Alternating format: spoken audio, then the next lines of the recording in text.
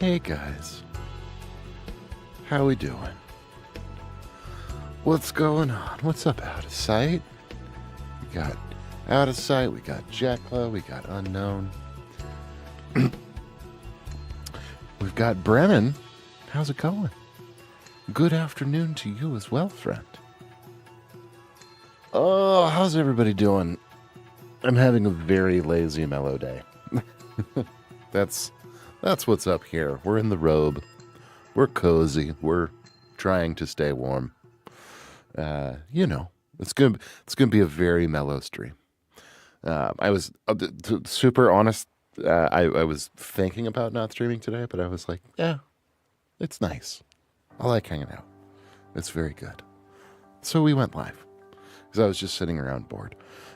We do have work to do, of course. So we're going to be doing that. But even our work for the day is going to be exceptionally mellow. We spent the last couple of days, as you guys will remember. Yeah, we can do some feedback at the top. Absolutely. Yeah, go for it, Out of Sight. Let me make sure the command is on. It should be. Yes, it is. Yeah. You're good. Oh, indeed. Well, 00 wants feedback welcome, on their Brennan. song. Welcome to Twitch. Twitch is a very, very interesting format. To be honest with you, I'm relatively new to Twitch as well. I mean, I've had my channel for like a year-ish.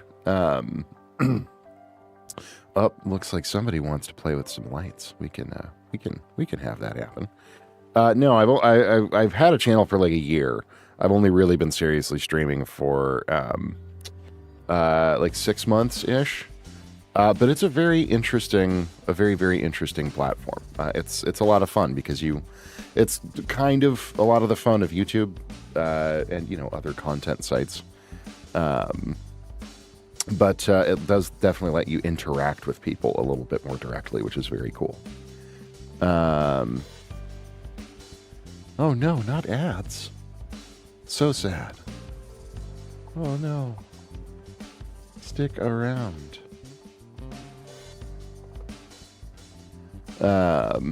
Logic MP3 bounce is annoying me. I'm sorry, Jekla. That is annoying. Hang on, Super. I've got you. I'm fixing it.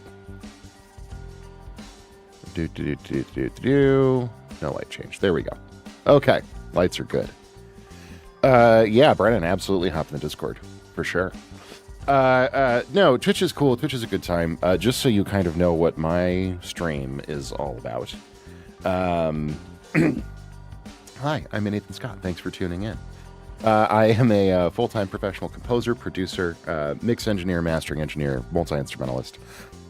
Most of what my channel is about is hanging out and doing commissioned work for clients. So I do a lot of game scoring. I work on writing music for indie video games. I mix records for people. I produce records for people, artists, all that kind of stuff. So we just kind of hang out and I do my work that I have been doing for 15 years anyways. But I figured, hey, it's fun to stream it on Twitch and hang out with people and like talk about my process, music theory, arrangement, plugins, mixing and mastering tips, answer questions, all that kind of stuff.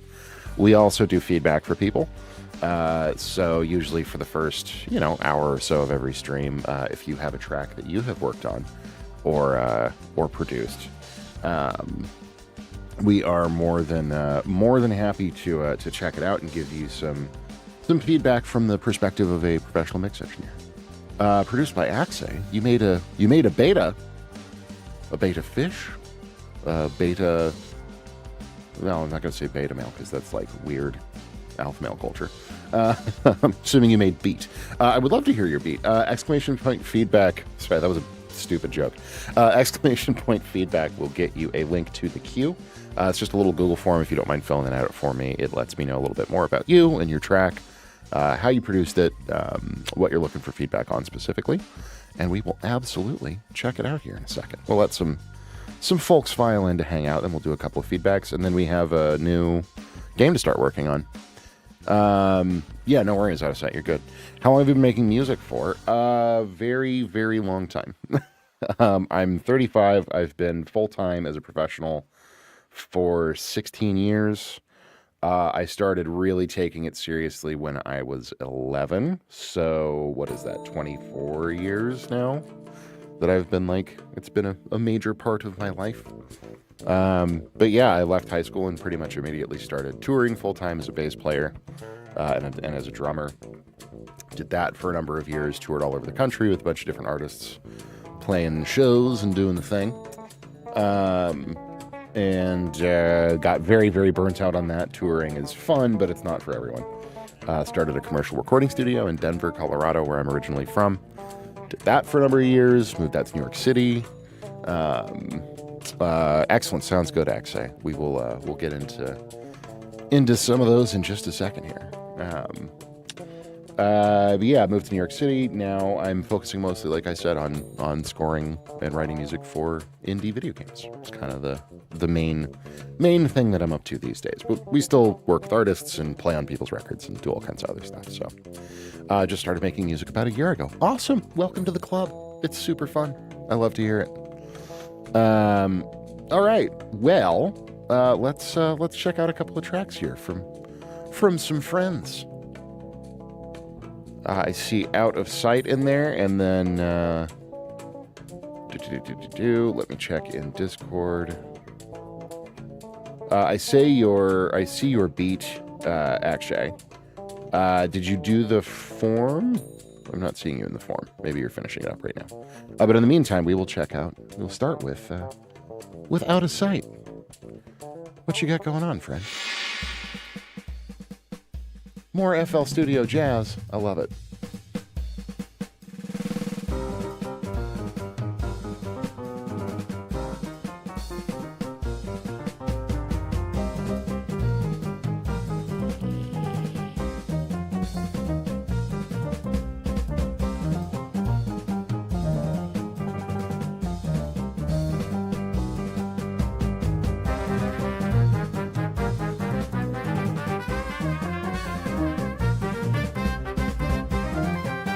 Jaclaric wants feedback on their song.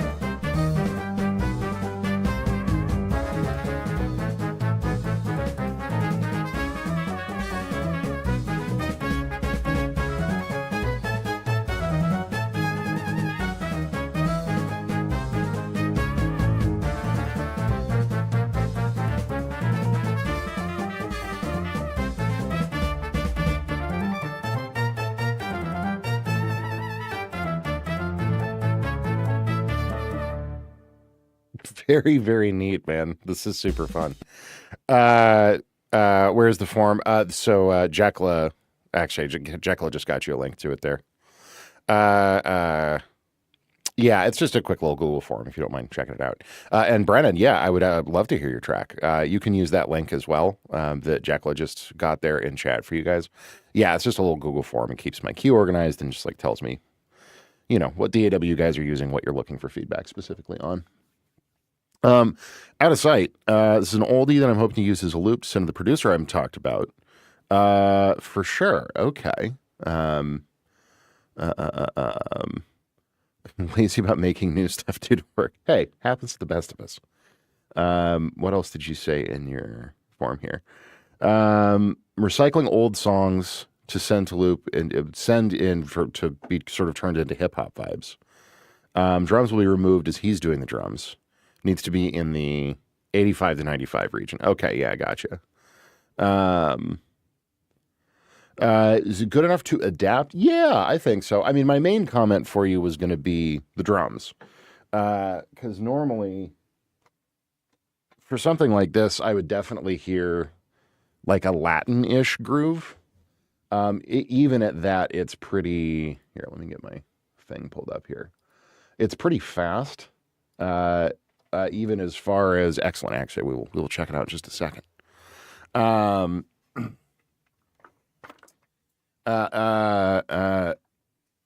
Yeah, we like to keep things clean and organized in here. And it's my feedback stream. I think is a little bit different. There's a lot of feedback streams that are just oh, that's cool, or oh, good job, or that reminds me of Kendrick Lamar, or whatever it may be. I try to give people more technical and critical feedback on their tracks, and like give them like really specific musical ideas that they can potentially use. No, we're doing one right now for Out of Sight. So you will be up next, and then Brennan should be after that. So yeah, what I would normally hear over something like this, or play if I were playing drums on this, would be more of a Latin kind of a thing, which typically Latin, you have a quarter note on the kick, right? And then you have that in the right hand. And then you have what's called a clave rhythm in the left hand, which is like you can have a 3-2 clave. Or like a bassa.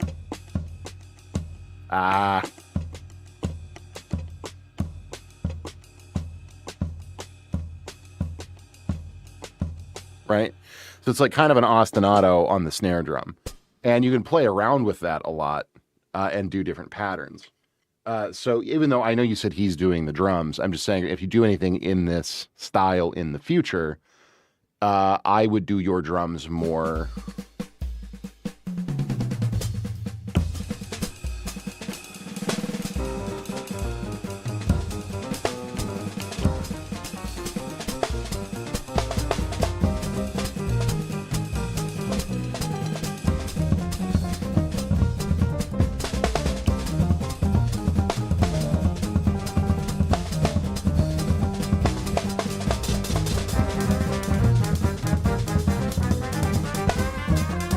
God, that's fast. But yeah, that kind of...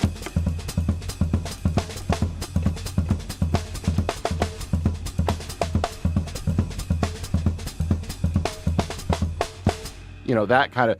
Something Latin, so you've got that on the hi-hat or the ride. That kind of pulse on the kick drum, and then more just little accents on the snare.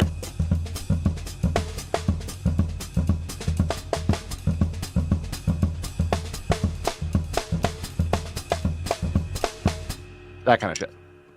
So he's redoing the drums. I think for slowing it down and doing it in more of like a hip hoppy kind of a context, for sure. I think it'll definitely work for that. He would probably do like more of a classic. I could hear a very classic kind of 90s Biggie-ish kind of a groove behind this that leans into that kind of Latin vibe. Maybe has like Guero or something in it.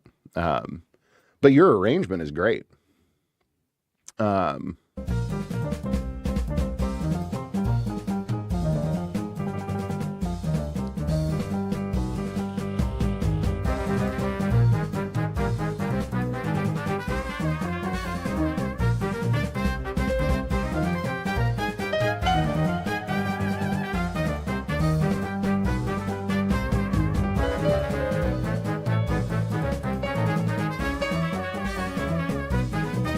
That's a cool modulation. He probably wouldn't use that modulation, if I had to guess.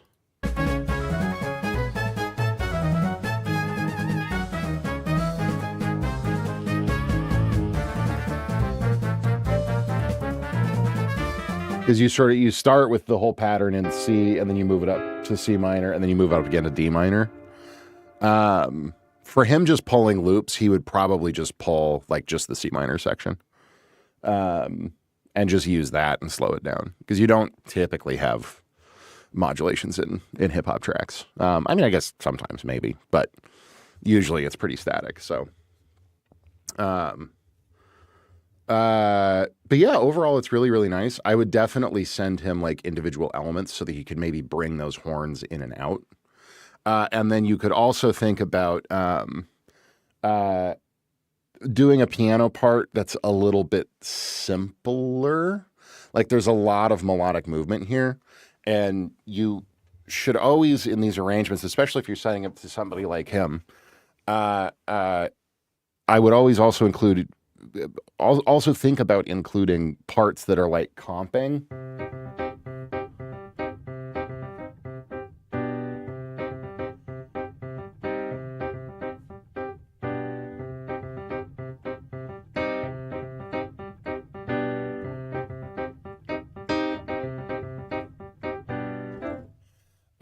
Something that's a little bit simpler and just like groovier, because that's going to sit underneath like, you know, rapping or vocals or anything else a little bit better than like a whole big, you know, like a whole big melody situation. So that melody's nice for like breaks or transitions or like, you know, parts maybe for like a chorus or a hook or something. But I would think about if you can give him, even if it's just piano and bass, something a little bit simpler, more stripped back, and more what we would call comping in like a jazz or a Latin setting, like what you'd play behind a soloist, basically. Comp is short for accompaniment. So that would be I think probably a good idea. But it's cool changes. You're using the you're using sort of a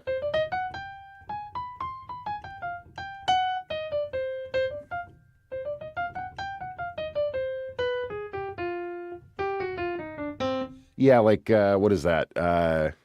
Lydian minor-ish, Lydian Phrygian kind of a sound, or not Phrygian. Yeah,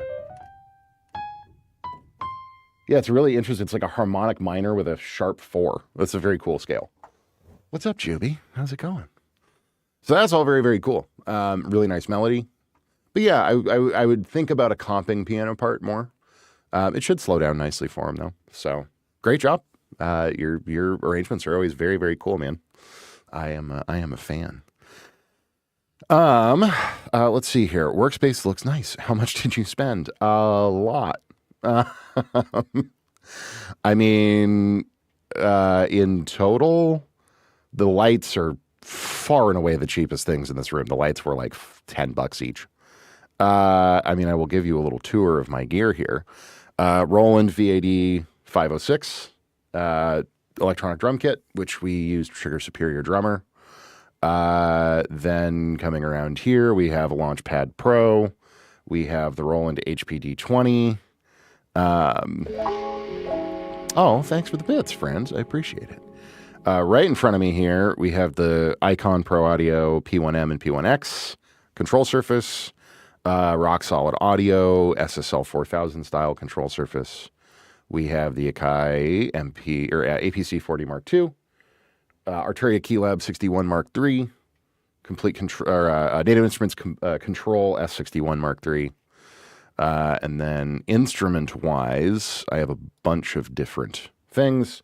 We have our main guitar that we love to use on game scores in particular, which is the 8-string, which is this guy, which is a ton of fun. Some water. Birdland, how's it going, buddy? Good to see you. Absolutely. Stay hydrated, everyone. Yes, we've got the 8-string. We've got my Strat, which is back there. I have my 74 jazz bass, my 78, my 78P bass, and then all along the back wall, you guys can't see a ton of it, but are like other random instruments. We've got the handpan thing here. We've got this. We've got a whole bucket of percussion. I don't know if you have, Juby. It doesn't sound familiar. Have you heard of the Osmos? I have, yes. What? Yeah, sure, Juby, absolutely. What is the Osmos? Let's see what the Osmos is. So, I mean, money-wise, I've collected this, and then you didn't even see my monitors, which are Atom A8Hs. I mean, probably 20 or 30K in gear, somewhere in that neighborhood, if you include my computer and all the hardware and everything. Well, maybe not that much. Software, then, an additional probably 10. UB404 wants easily. feedback on their song. Oh, yeah. I've seen this thing. Yeah, this thing is, it's a great bit of kit, but I'm not really qualified enough as an improviser to use it. Yes, its big shtick is that you can wiggle the keys to get vibrato Most keyboards have aftertouch. Both these have aftertouch now. That's not super uncommon. But yeah, the keys have like lateral travel, so you can like do vibrato with them. And I think there's also, can't you slide up and down on the keys and like get an additional MPE expression lane based on like how high on the key, or you can like play a note and then assign a filter cutoff to something. I seem to remember that being something here as well.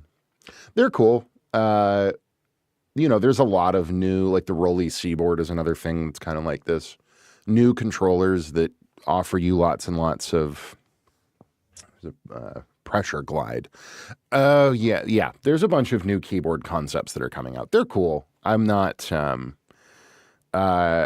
also not nearly a good enough piano player to like really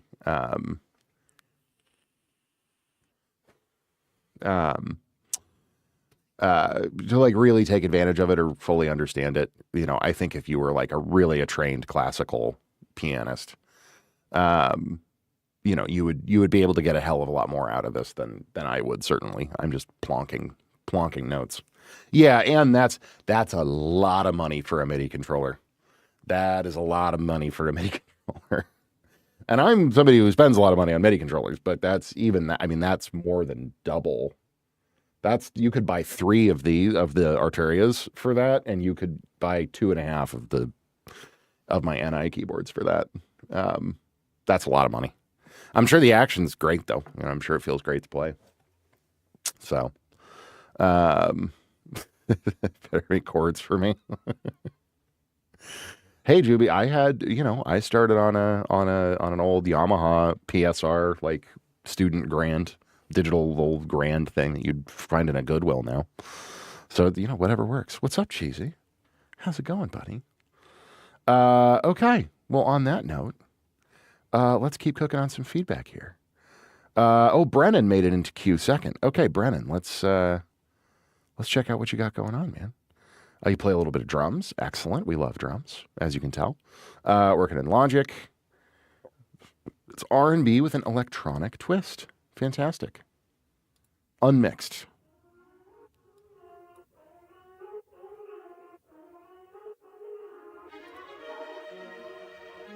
And then actually it could be next, or should be next. How delusional. You think that it would be for him to choose, he's wrapped around my fingers, no excuses for the lies you told.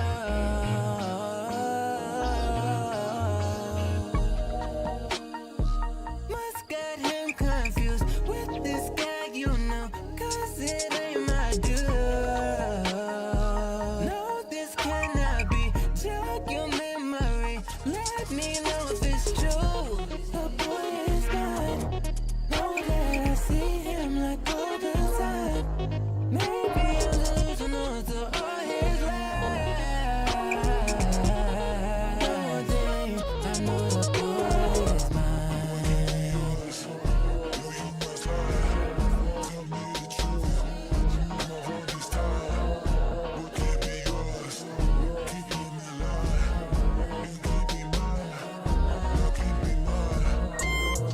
Wrong place, wrong time, right one. I got time today. Connect the dots, where we lay our heads.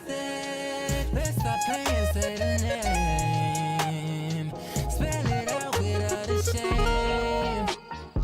This guy, him confused with this guy, cause it ain't my time. No, this cannot be. Jog your memory. It's the truth. What is mine?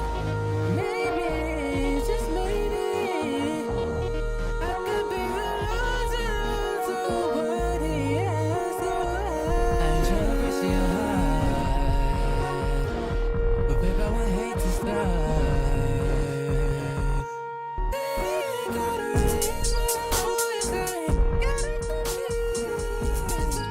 if he wanna be here with me. Damn.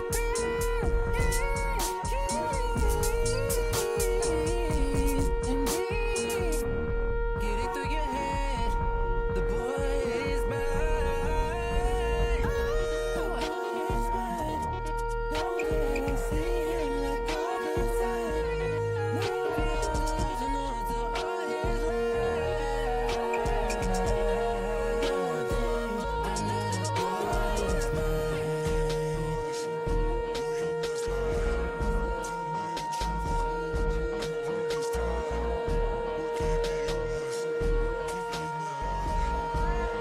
Very, very cool, man. Very interesting.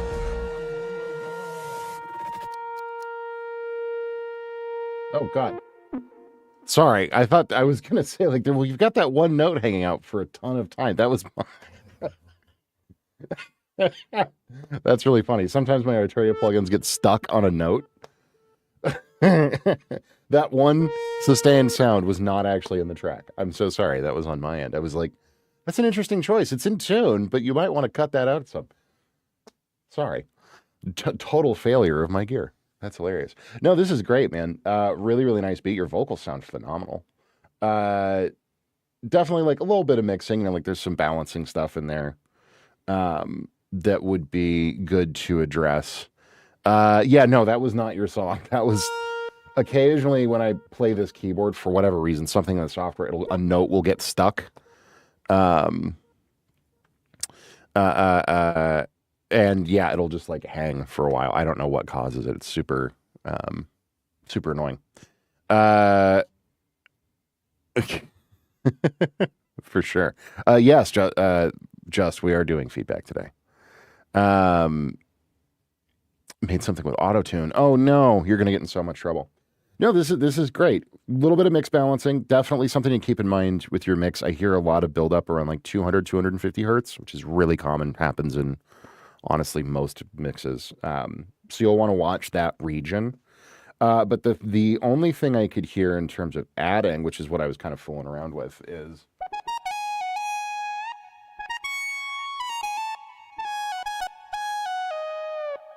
some kind of a lead in there, doing like a hook.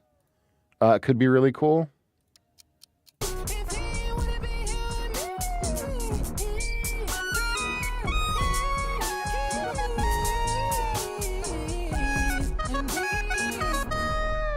Not necessarily that tone. That's just like a random lead I have pulled up. But like something in there that's a little bit more solo-y, a little bit more licky, a little bit more melodic. And I would even recommend, like, your vocals sound great, but they're kind of non-stop. Like, there weren't really any pauses for the track to just, like, exist for a second. And that's where you can, you know, you can let your vocals take a breather for a second and let some kind of an instrumental hook come in for a second.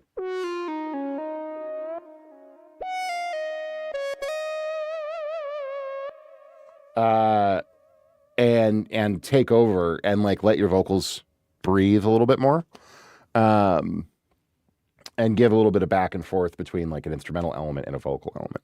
So that could be kind of a nice tweak because it's a lot of just vocal the whole time, and your vocals, like I said, sound fantastic.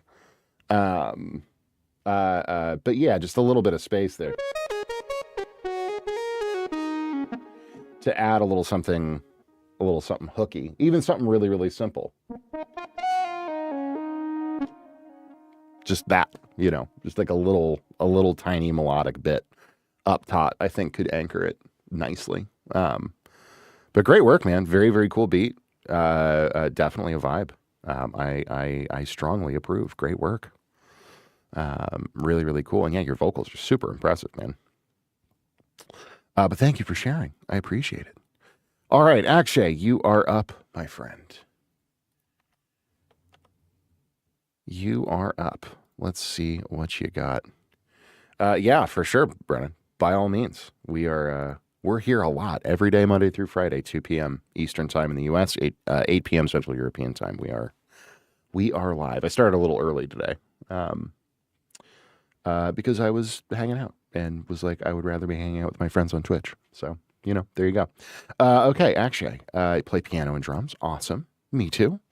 Looking for feedback. Overall mix, sound selection, Southside 808 Mafia style. Okay. I'm not super up on my trap artists and producers, but we will check it out.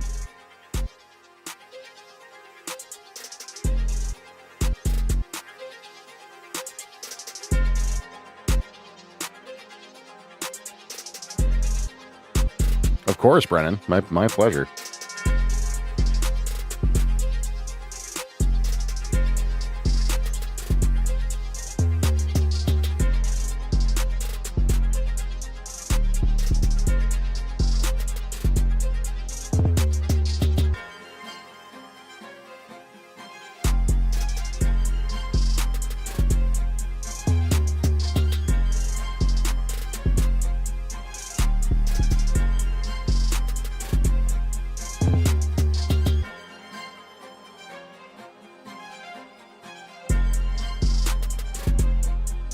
Oh, thanks, Juby.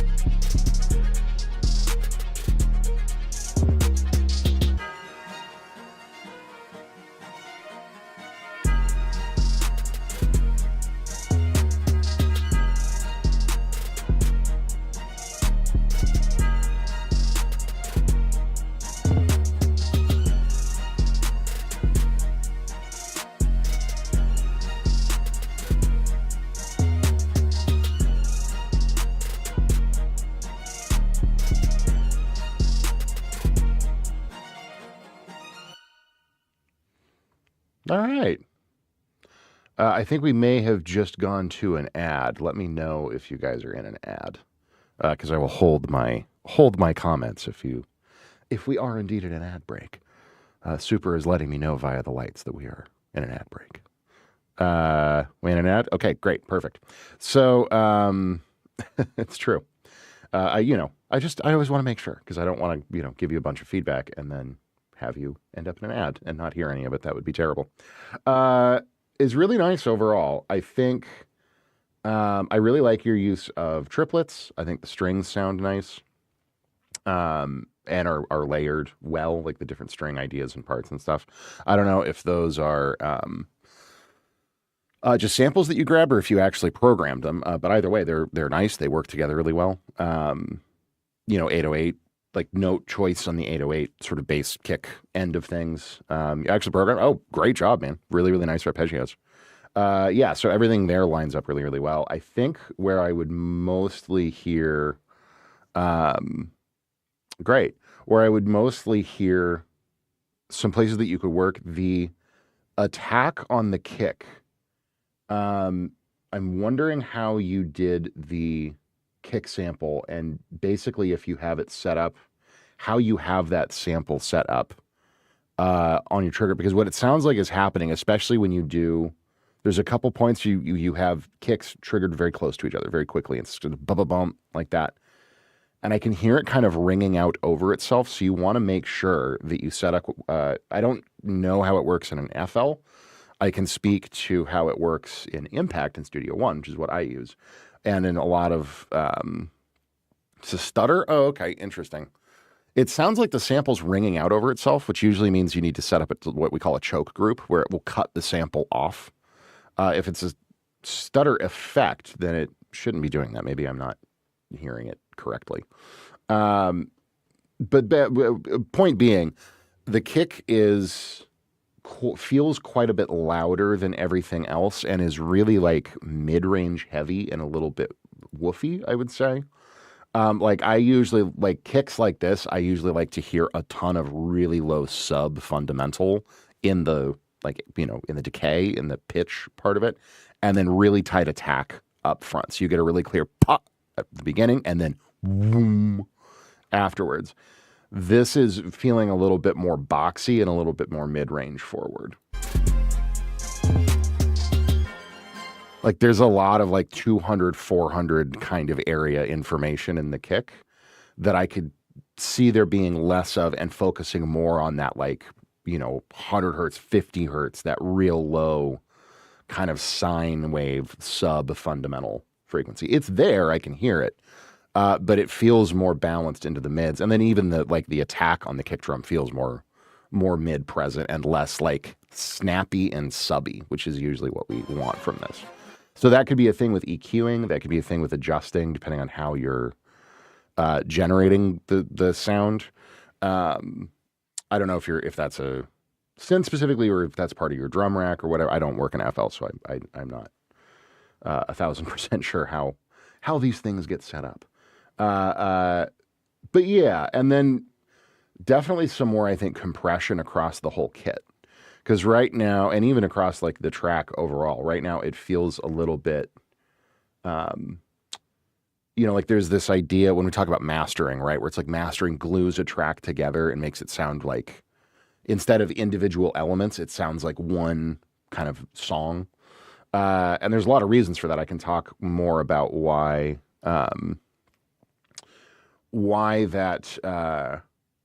mastering has that effect. But it feels like it could be glued a little bit more in terms of feeling a little bit more like a cohesive mix that's kind of all together. Right now, it's like there's a kick drum out in front, there's nice trappy hats and snares and stuff, and then there's kind of violins up and out to the side, and I feel like there could be a little more unification happenings overall. But it's got a good groove. It's got a good vibe. I like the dynamic of it. It goes, we've got some good like sort of peaks and valleys where stuff's dropping out, coming back in. Strings do some different ideas, which is always good. I don't think I...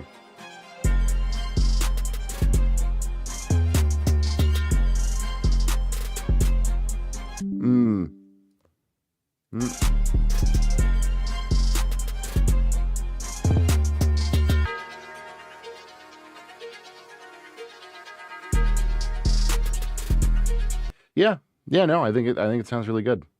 So yeah, just a few ideas for you. Just like little mix tweak things, master tweak things. I guess your snares and your hats could be a little crispier, maybe. Yeah, compress them perks. Yeah.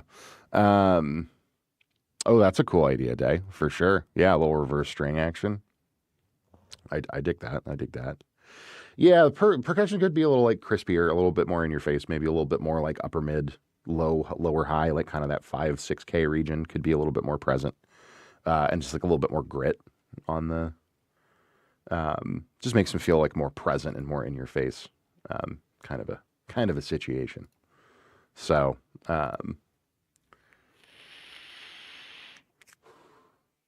Anyways, great job though, man. Very, very cool. I could definitely hear a lot of artists being very happy to work with a track like this. So I commend you. Nice job. And nice job programming the strings. That's rare. A lot of guys just like grab samples out of Splice.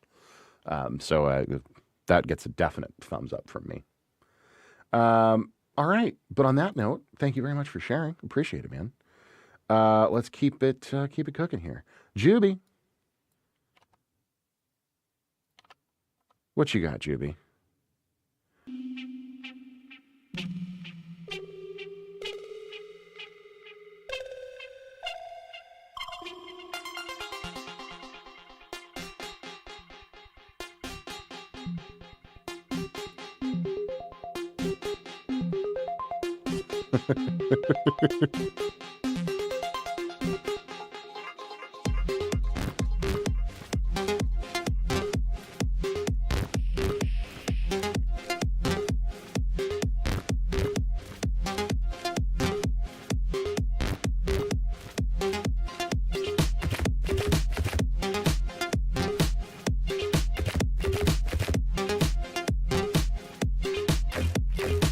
Ravage. What's up, Ravage? Good to see you, man. Yeah, absolutely. Exclamation point feedback. Jump in the queue.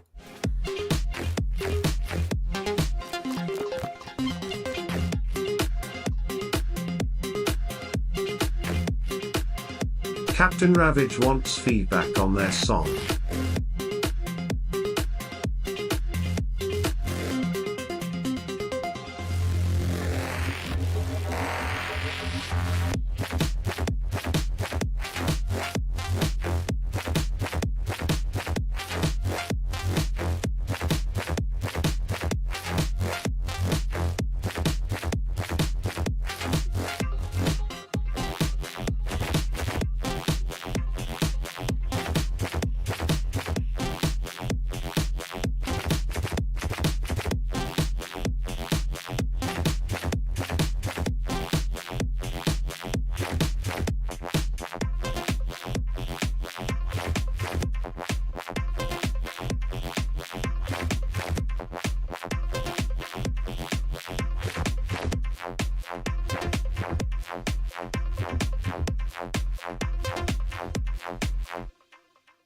Neat. Great sound design as always. Yeah, I agree. The kick could be more. See, this is interesting. This kick kind of has the opposite problem of the kick in Akshay's track, where this is like all subs and top end, and there's like it feels very scooped. And I actually could use a little bit more mid-range woof and presence out of this kick. I also feel like I can't tell if the decay is way too short on the kick or way too long. I can't really, because it's like, if it's too long, then it's like blending in with the sound designy bass stuff. And if it's way too short, then the basses are still sustaining under it. It's kind of hard to tell exactly what's going on. But yeah, a little bit more like clear differentiation between what is the sound design bass elements and then what is the kick, and the kick having like really good broad spectrum presence. I think it'd be good. But nice little melody ARP things. I love all the sounds that you used. Good groove. Obviously, I think it could use like a break and a drop sort of situation in the middle somewhere, and something maybe a little bit more ambient, lean into those delays on your higher synth stuff a little bit more. Just, build that dynamic. We always talk about the arc, right? The journey that we try to take people on. But it's good groove, overall really good sound design choices. Really crisp and clear present. Mix is pretty well balanced, I think, overall. So strong work. Very cool. I like it. Yeah. It was 2 years ago, so I don't doubt you're still working on it. But just food for thought, as you know, for anything future. An auto filter bring the art patch with a ton of reverb, brought in for a breathing effect. Yeah. Oh yeah, that's a great trick.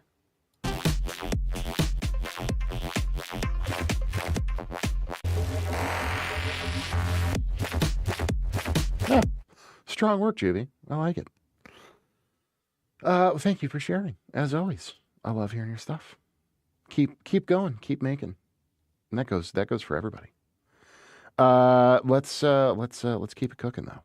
We're gonna do a couple more here, and then we will go ahead and get into our task for the day, which is working on another new song for a game, a whole new game. We started a new game on Tuesday. Now we're starting a second new game. So that's pretty exciting, but it's going to be very, very mellow, very atmospheric vibes today. And we will also, I will show off you guys what we were working on for the past couple of days, because that's also very, very neat. Over on the YouTube side, Kandar, can I get an intro of what you guys do here? Absolutely. Welcome in. And for anybody watching on YouTube, for what it's worth, I just want to let you guys know, I don't monitor YouTube chat nearly as much as I do Twitch chat, because Twitch is kind of where all the feedback is happening and, all that kind of stuff. So I do glance at it, but if I don't see you or respond to you, if you're on the YouTube side, I do apologize, but come on over to Twitch. It's overall a much better chatting experience. But regardless, hi, I'm Nathan Scott. Thank you for tuning in. I am a professional producer, composer, mix master engineer, multi-instrumentalist. I've been full-time in the business for 16 years. Mostly what my stream is about is doing client work. So I write a lot of music for video games. I do artist production. I do commercial music production for film and TV, all kinds of different things like that. So a lot of it is me doing work for clients. So I talk a lot about music theory, arrangement, how I write, how I work, the tools that I use, DAW plugins, hardware, all that kind of stuff. I answer questions as much as I possibly can.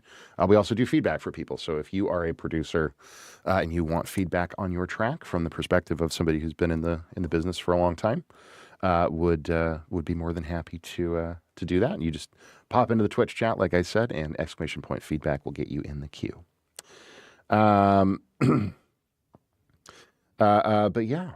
Let's check out Just Another Day. And apparently this has auto-tune, so immediately I'm furious. I'm so angry. I'm kidding, man. First time using auto-tune, my usual mix process sounded a little weird. Did record this off my phone with Apple headphone speakers. Okay, interesting. I kind of like this, just don't know if auto-tune is my thing. Trying to incorporate my sampling abilities into more mainstream modern rap. No one in the UK really is making this kind of music, so I just wanted to try it out. Very cool idea. Also, the lyrics were all freestyled when I was making the instrumental. Okay, wow. All kinds of interesting things going on here.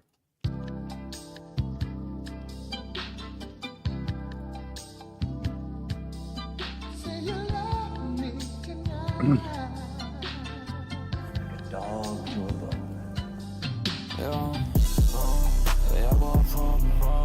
Solve it alone, and I got no options. Spend most of my time at home. Most of my money been made on the road. Leave me alone, get off my phone. Most of these honeys don't care. Their dogs to a bone. Yeah, bro, I'm the king with my throne. We got too drunk in bed. She give me her hair, taking pics for the quota. She said I'm the best of the best of bad. Don't have to tell me, I already know that. Yeah, I already know that. Yeah, I got a problem. And I can't solve it alone, and I got no options. Spend most of my time at home. Most of my money been made on the road. Leave me alone, get off my phone. Most of these honeys don't care. They're dogs to a bone. Yeah, like dogs to the bone, so they can't stop barking. Toasty, thank you so much for the sub. I really appreciate it, man. Welcome in. I felt like I was left on a planet alone. My Damon the Martian. Don't hit my phone when I'm busy. I'm focused on charting. I'm putting my heart in. I fell in love with a girl, but I can't love myself, so better apart. I fell in love with a girl, but I can't love myself, so better apart. I fell in love with a girl, but I can't love myself, so better apart.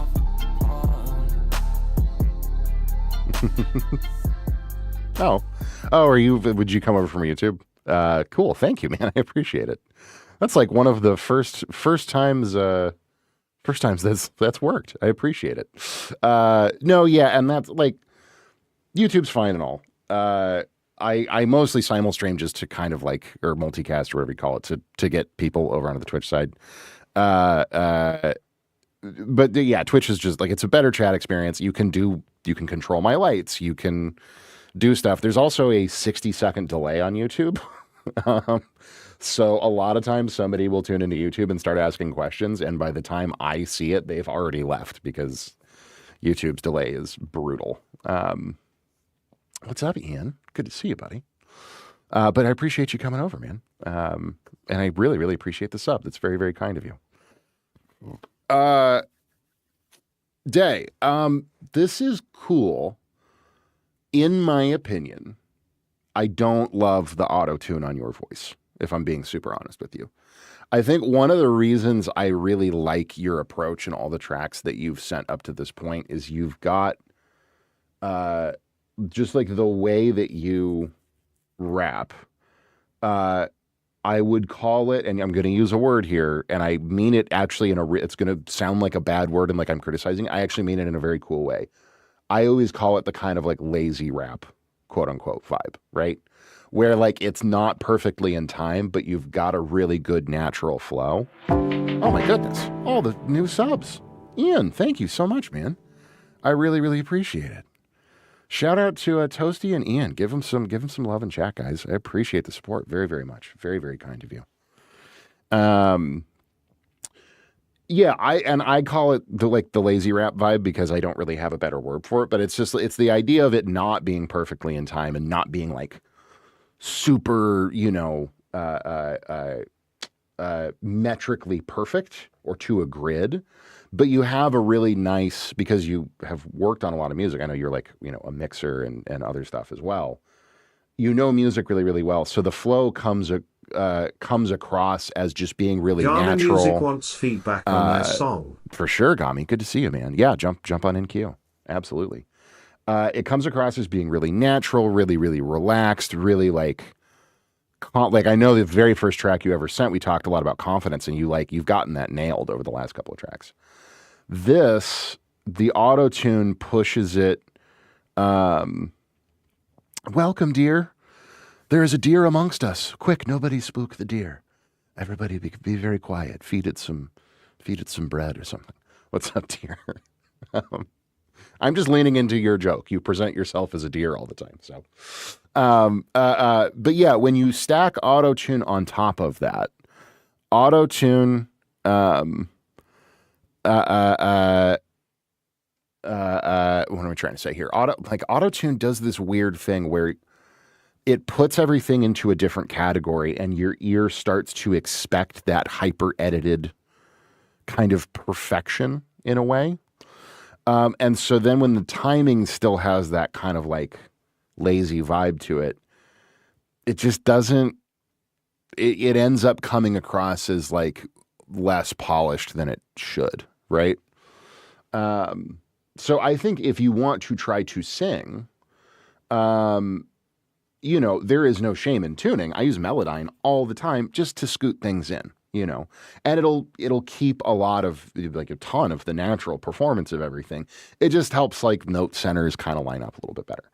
I always prefer hearing that over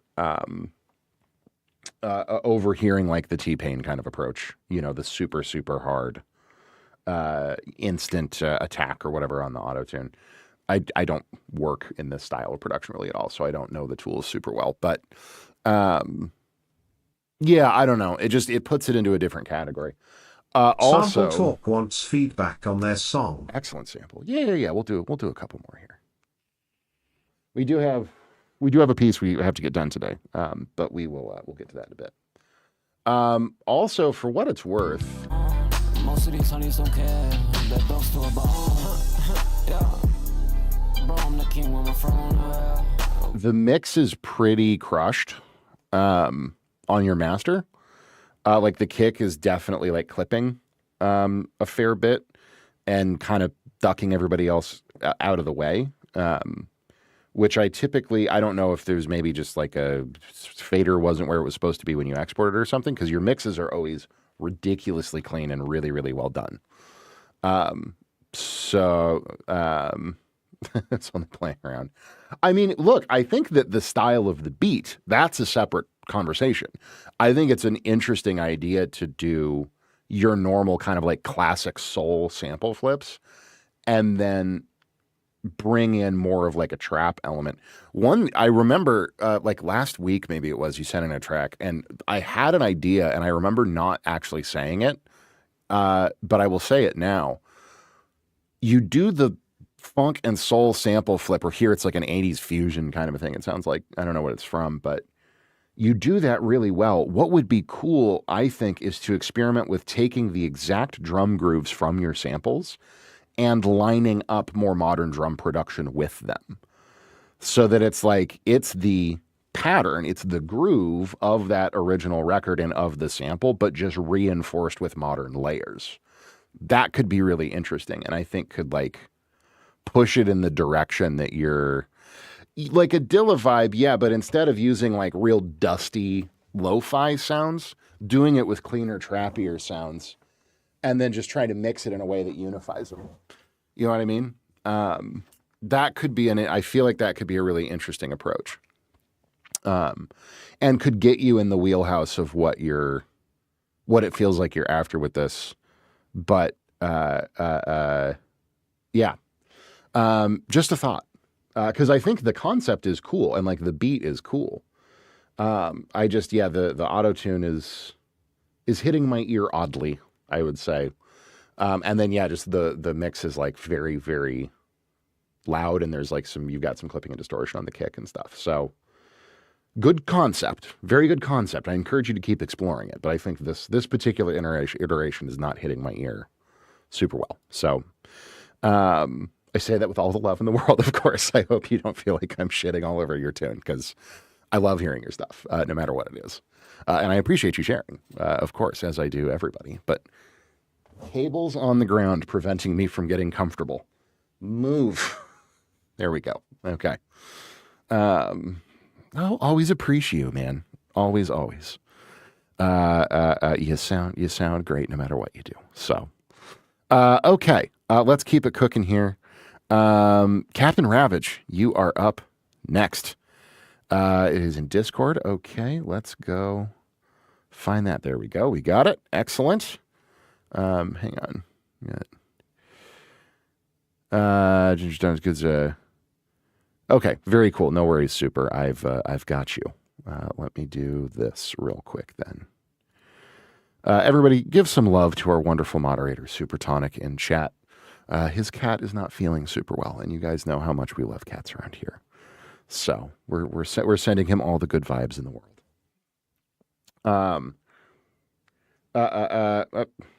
Why are you broken? Q right now. Sorry, Mizoku, you just asked that as well. Q, there's 3 people in queue right now. Gerber wants feedback on their song. Correction, there are 4 people in queue. What's up, TJ? Good to see you, buddy. There are 4 people in queue at the moment, and like I said, up next is going to be Ravage. You play 7th string guitar, excellent. I play 8th string guitar. I believe you've seen my guitar. We've got a metal track, very, very good. Looking for feedback, more or less, on everything. Let's check out what you got going on, man.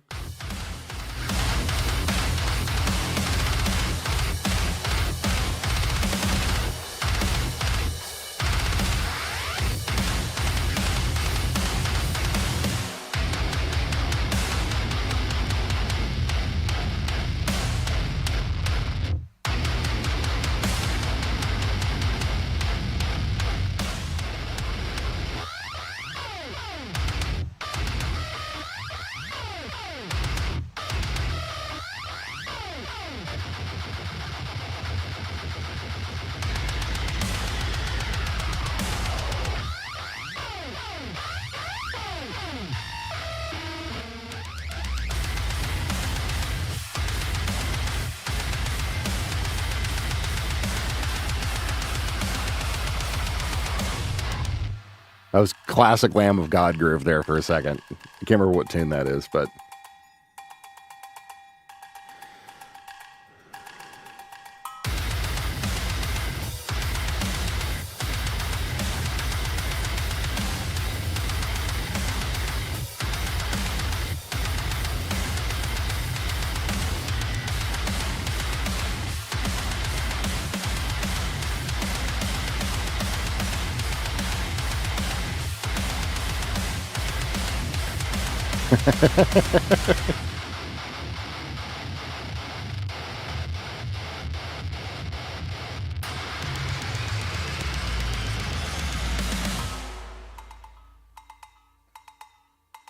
And then tiny go-go bells.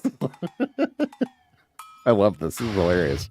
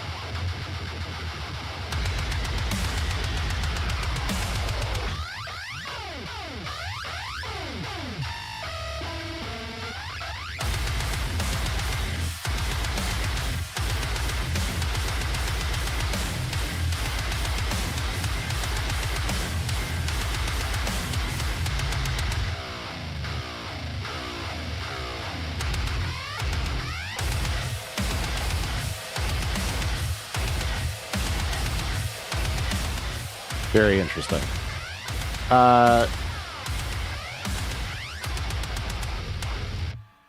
Overall, very impressively put together.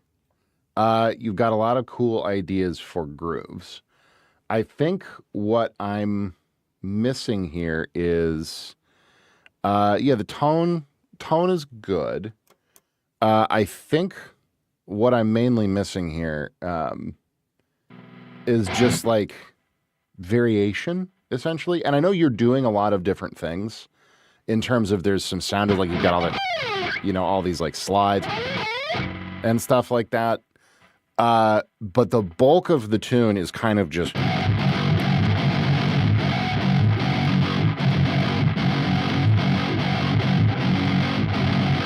like it's just kind of one chug. And that's cool for a little while, for like an extra heavy very atonal section. I do wish you went more riff.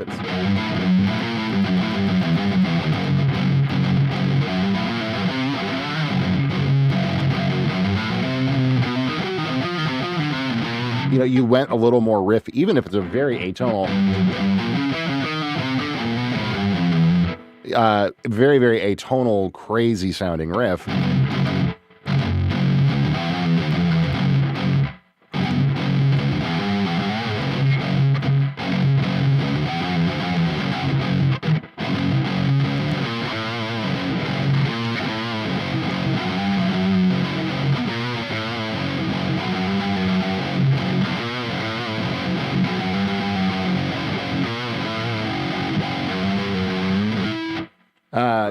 Doing a little bit more in that direction than just like the straight kind of sludge the entire time. Because it's going to give it that much more, give it orchestral parts with some symphony. Yeah, that could work. But I mean, I personally really, really love the part of one of my favorite things about tones like these like super sludgy, heavy, really, really low tones, is that contrast. Like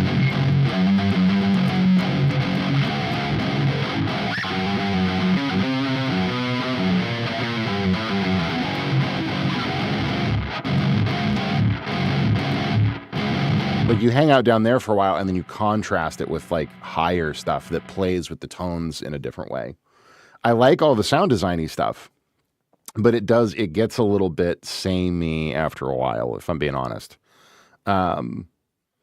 With just sludge, and kind of at one level of intensity in terms of like space. And then sound designy stuff, and then back to that same sludge, and then some sound designy stuff for the bells, which I like those like cowbells, little go-go bells, is super fun. But it kind of just continually goes back to the same that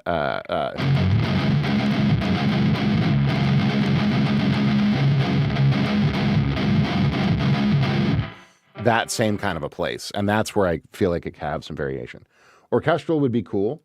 That could definitely be cool, but I could still see that's like even on a lot of the like Lamb of God stuff, which I definitely hear influences of here. You had a lot of parts.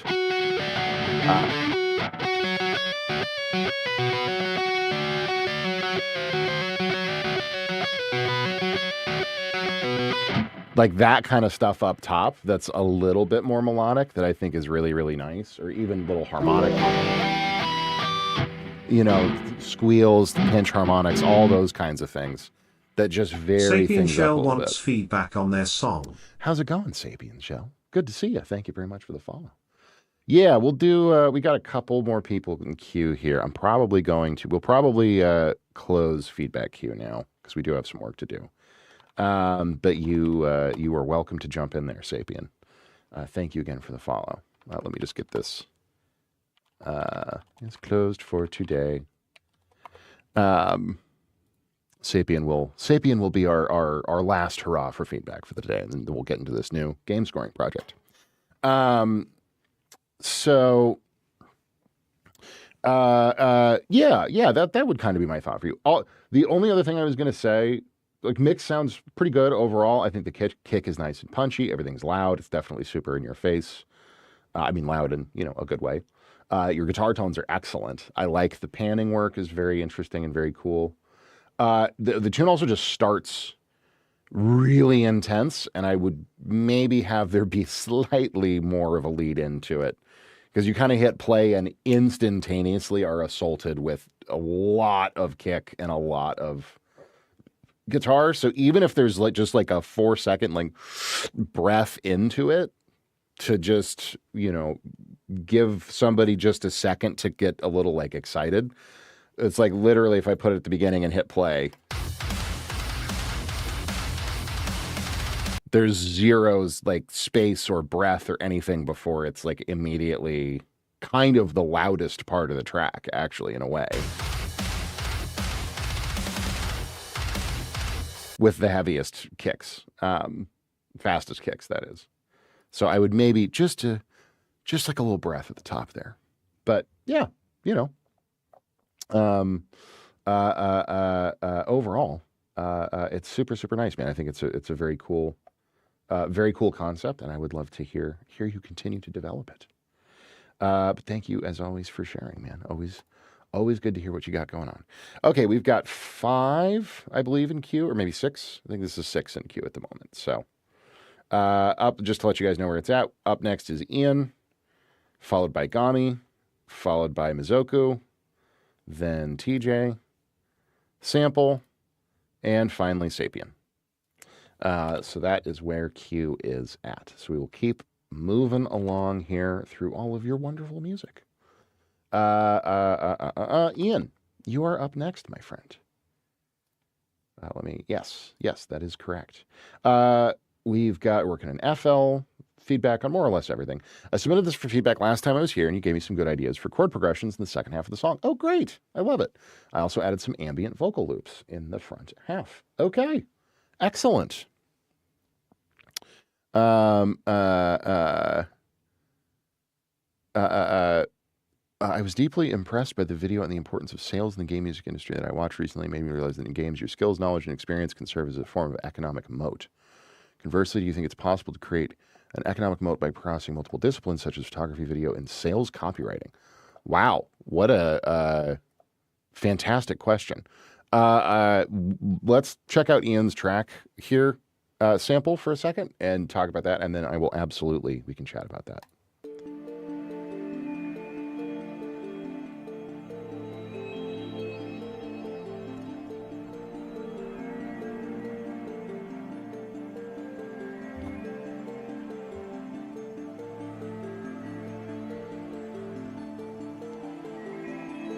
I remember this track, yeah. This is a great track.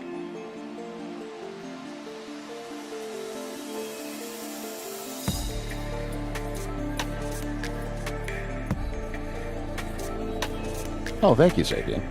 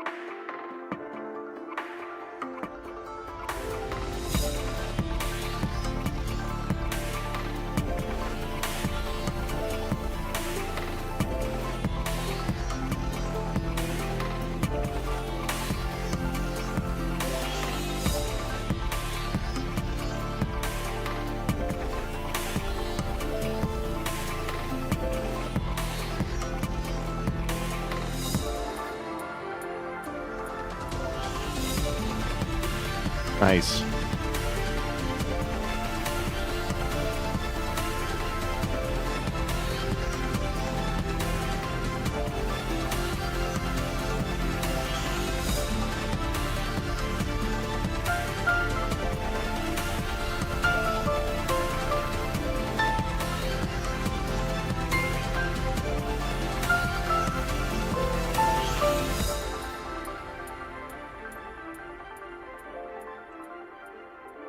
Really great work, man.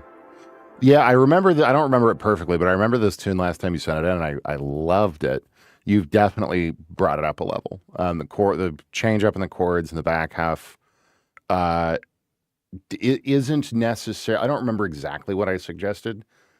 Isn't necessarily what the direction I would go, but I think that it is a very good direction, and I think it definitely lends a nice shift in tone over the whole thing. So I think you did an excellent job there. My final kind of like this is excellent. I would call this 95% to, perfect. My only final thoughts is like the overall level of compression at the end here gets a little heavy. Like this, I can feel the kind of pumping and like a compressor or a limiter on a master bus really doing a lot of work to squeeze everything together. And it's dulling things just ever so slightly. It's kind of flattening things a little bit energy wise. So I would maybe look at that and like bring your overall headroom up.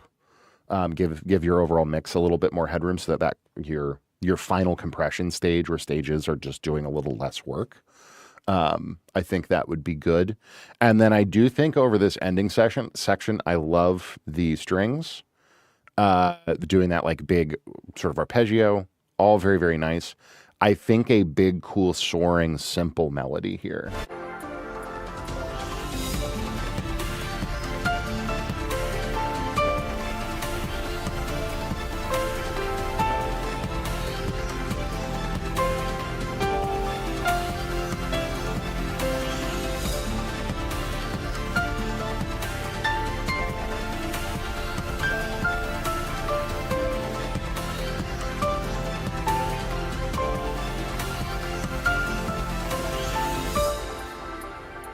Something like that to really, really, really sell the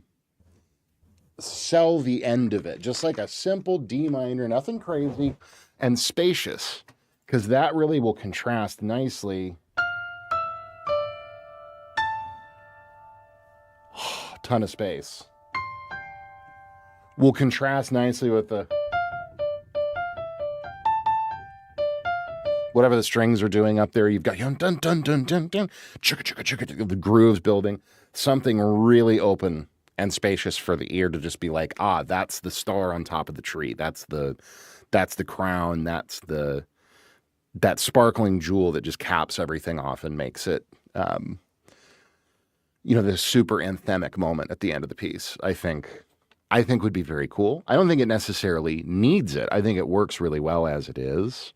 But I hear a space for that, and I feel like that could be a really nice like sparkle on top. Just a simple, very lyrical melody with like could be piano, could be like a synth bell-ish kind of a sound, just something bright, something airy, something high, something with like a lot of verb on it to just soar over the top of that ending section. Could be cool.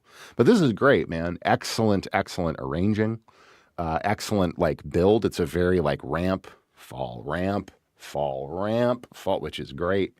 You've built the energy really, really well. Chords sound great. All the parts are working together really well. Mix is very balanced overall. Yeah, like your snares, like all your drum transients sound great. All the textures are coming through.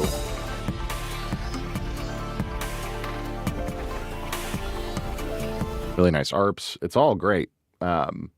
Yeah, I just watch your compression, your headroom a little bit at the end, and then think about if you get an idea for a big soaring melody like that. I think would be very cool.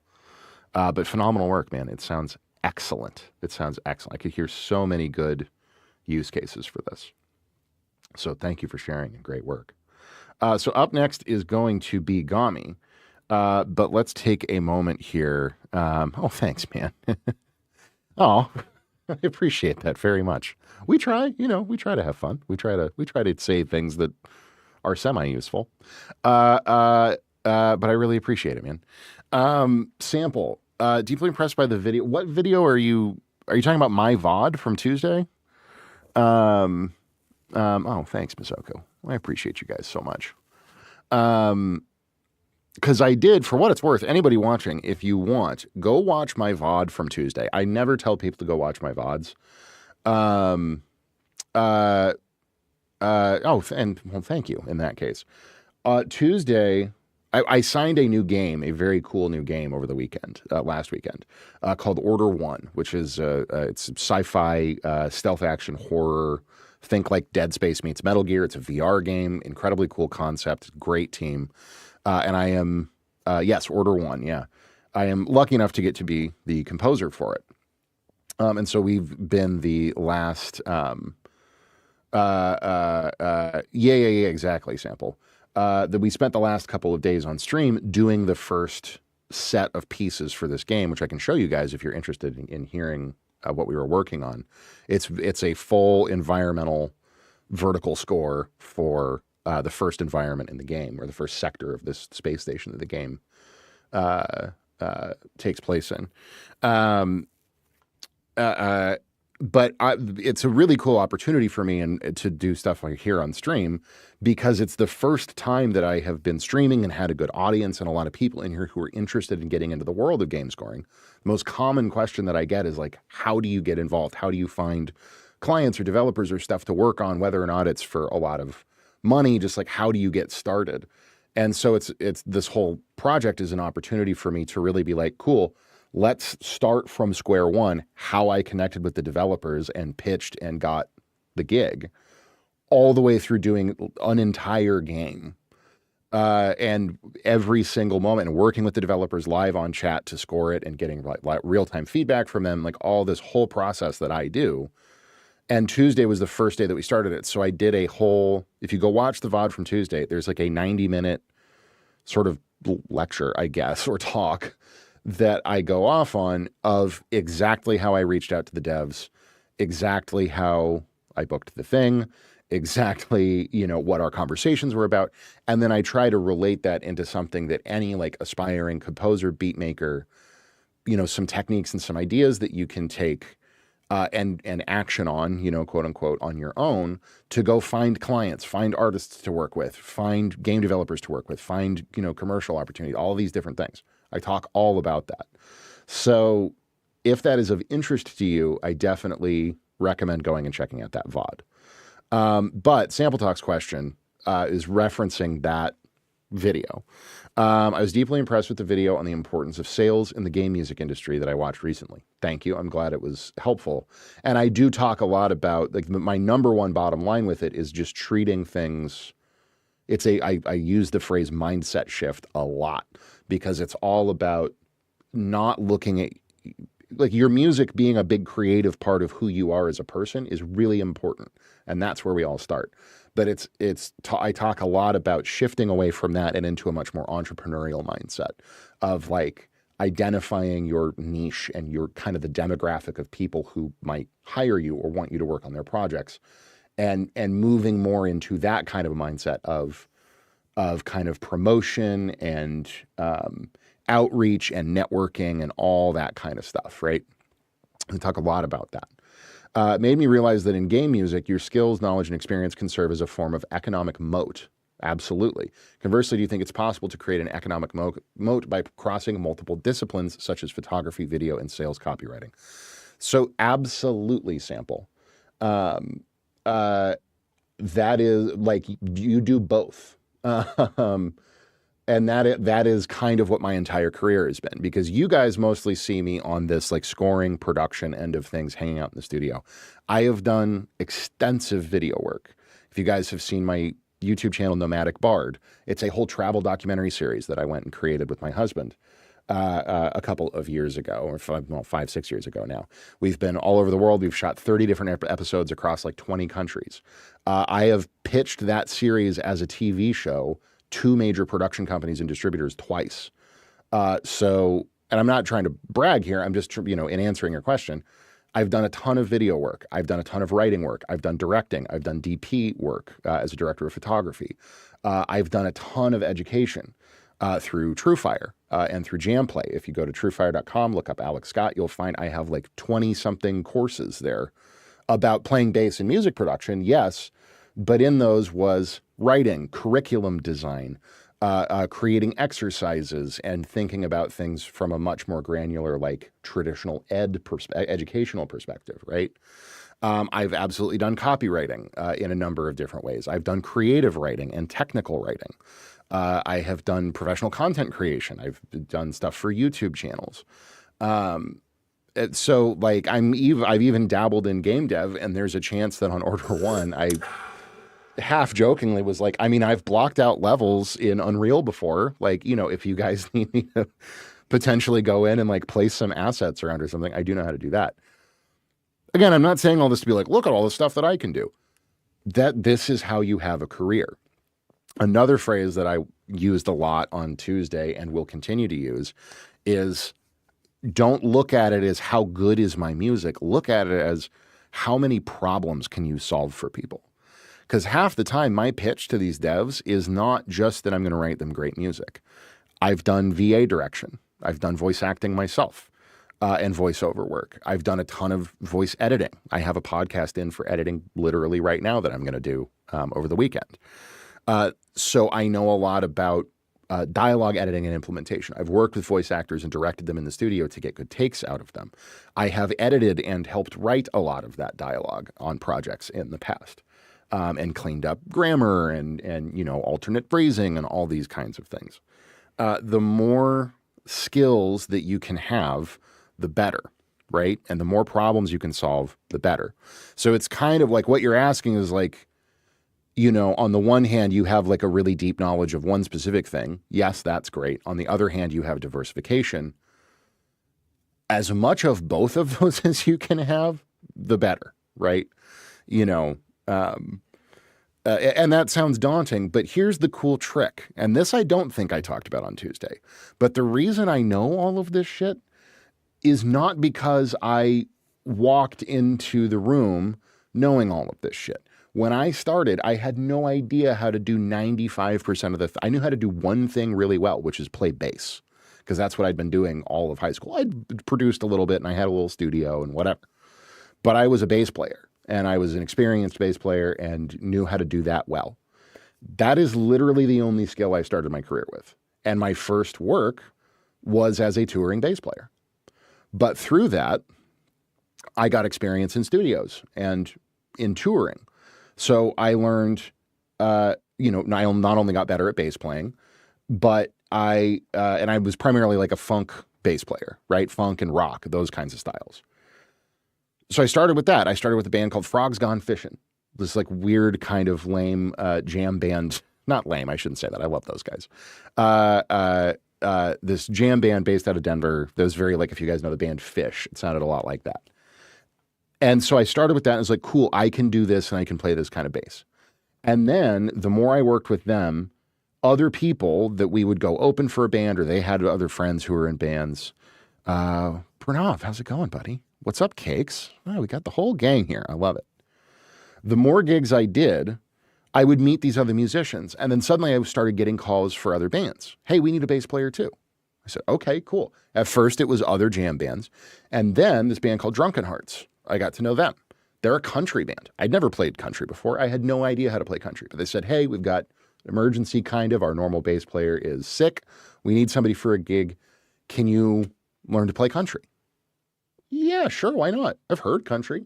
Can't be that different. So I said yes to a gig. Wasn't for a lot of money, but it put me in a position of basically somebody paying me to learn a new thing. And that's kind of the trick. It was close enough to the thing that I knew how to do that I'm like, this isn't a big jump and I can pretty confidently figure out how to do it. And so now I can play country. And I just repeated that cycle over and over and over again with as many different opportunities. And, you know, band starts, oh, well, we're doing a record. We need a bass player for our record in the studio. I'd say, okay, sure. I've done a little bit of studio stuff. I'm not super comfortable, but I'll show up and I'll do it for a little bit of money, maybe, or even, you know, just the experience of it. Now I know how to work as a studio musician, and now I'm getting to know engineers. And while I'm there, instead of hanging out and just doing nothing but playing bass, we can talk about that in a moment too, Pranav. Generally, no, although it helps. That actually it's not off topic. It ties into what we're talking about.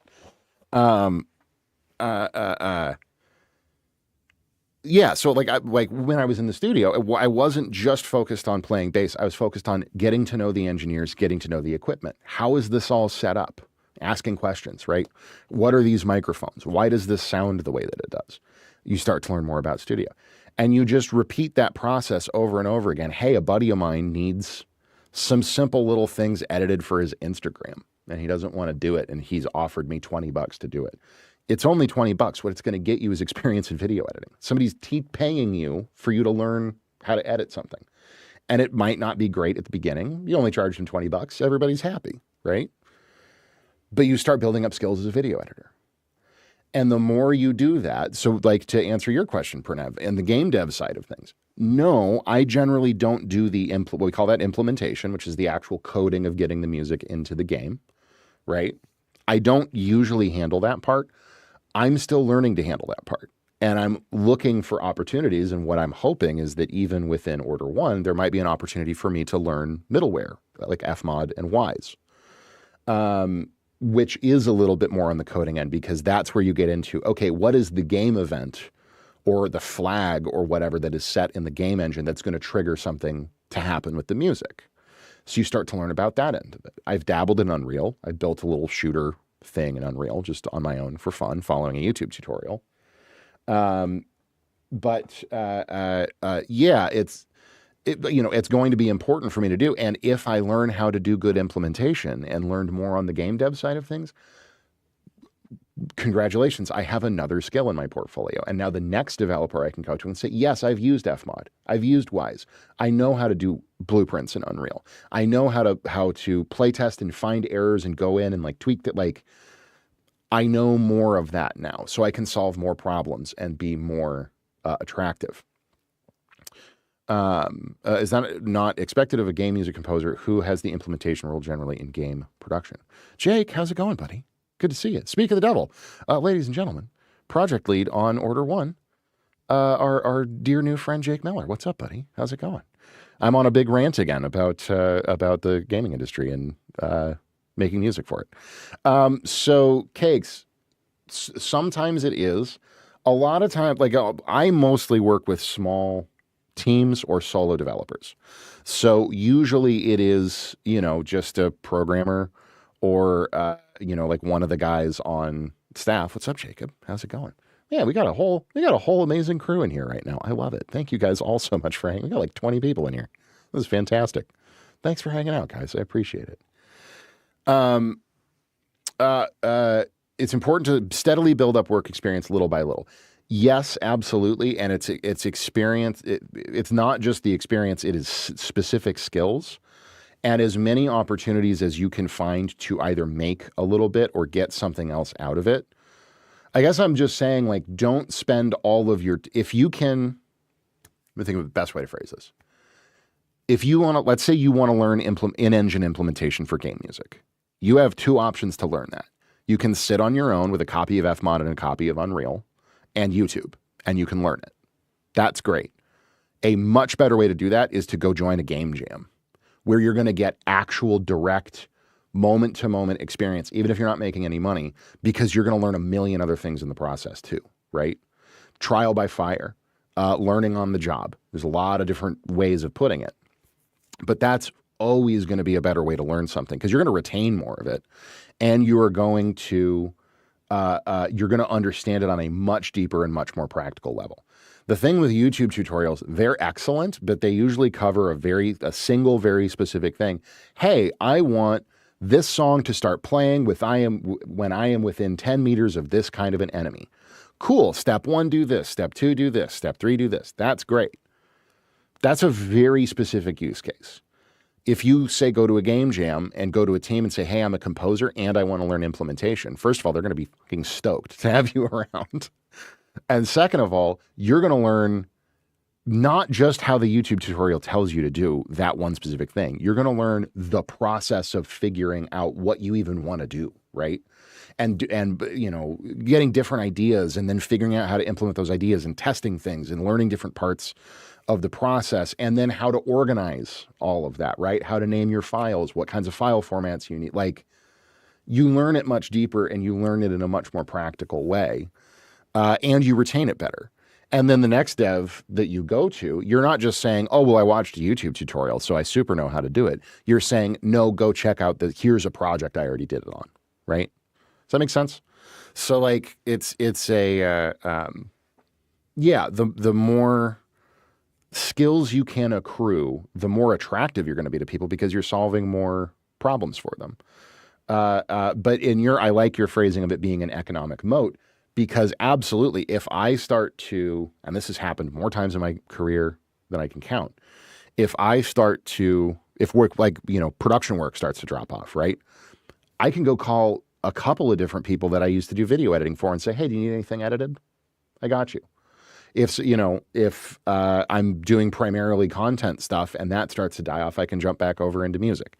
If that's why my thing that pops up in chat all the time has such a long list of shit that I will happily do for you. Mixing, production, game scoring, podcast editing, video editing. It's like, the more I can offer, the more likely I am going to find different clients, the more likely I am to be secure in my career. So, and I talked about it on Tuesday, Twitch is an extension of that. I love hanging out with you guys. I appreciate all of you. It is absolutely a platform where, I think over time, people who are interested in hiring somebody like me, it's a way for them to find me and see what I do and see if I'm a good fit for their project. It's, as much as I love hanging out and chatting and teaching and talking and learning from you guys, like, that's all wonderful. It is also a thing of professional visibility, right? So, game jams, no matter how rough and janky, count as a released product. Absolutely. Instead of just working on private demos all the time, starting with something public, even if bad, is the best way to have a baseline to improve. Our first game jam was amazing, but it was a public release and you could learn a lot from it. Yes, and it is, honestly, Jake, because I haven't really done the game jam thing. I weirdly just started getting like paying clients because I got into games through Fiverr, and my first couple of games were Fiverr clients. I don't really have any of the classic, hey, here's a bunch of game jams that I've done, and they're on Steam for $1 or what, and they're rough and ready, but they're at least something that I've shipped. I didn't really do that process. I immediately had people, it's like, oh, I want to hire you to write the music for this. And I'm like, cool. And then they abandoned the project. So I'm like, well, I wrote a bunch of great music, but it's not anywhere. No one will ever hear it unless I send it to them. And I can't really release it because it's not, it was either done under contract or it's not technically my IP, it gets messy. But anyway, I hope that answers your question, Sample, and I hope that is all helpful to somebody out there watching. But, and this is the kind of stuff, to kind of paraphrase a lot of what I said on, yeah, of course, my pleasure. To paraphrase a lot of the stuff that I said on Tuesday, it's like, this is what I mean when you start talking about treating it like an entrepreneur and like a business, is shifting away from worrying about how good it is and worrying about, how expressive and like all that really kind of crunchy personal side of all of it. Worrying about how you're going to go out there and network and like being easy to work with and being organized and all these other kinds of things. It's all part of this mindset shift. But in any case, let's do a couple more feedbacks here. Thank you guys for your patience. Sorry for the diatribe, but that was a really, really great question from Sample that I definitely wanted to talk about. So let's do we got, I think, 4 more feedbacks that we're going to check out, and then we will get into working on a completely different game than what we were doing the last couple of days.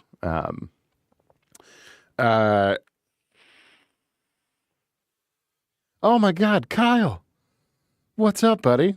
Ben and Magombo. Oh man, bringing it back.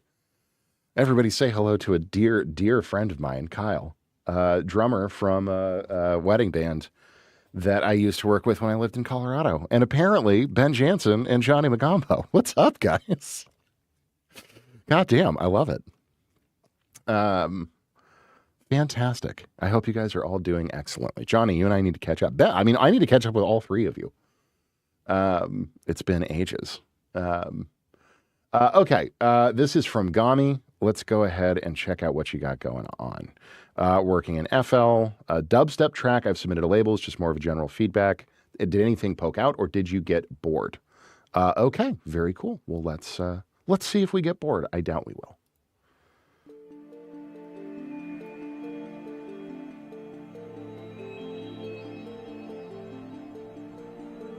Oh, wait. Oops. Hang on. That's not yours. This one's yours. Your taste, your body, your fame, your fate. Sorry. SoundCloud's weird. Your taste, your body, your fame, your fake. I know who that is. What's up, buddy? Thanks, Ben. Your fake. Good to see you. Your taste, your body, your fame, your fake. Gami. Coming through.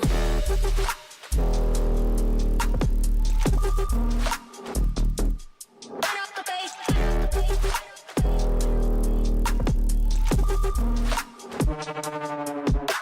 Your taste, your body, your fame, your fake. Your taste, your body, your fame, your I feel an immediate good candidate for a drum jam, you guys. fake. This is sick. Coming through. Turn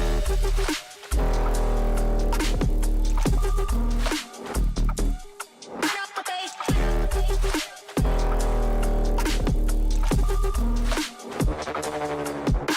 Your taste, your body, your fame, your fake. Your taste, your body, your fame, your fake. Excellent sound design. Turn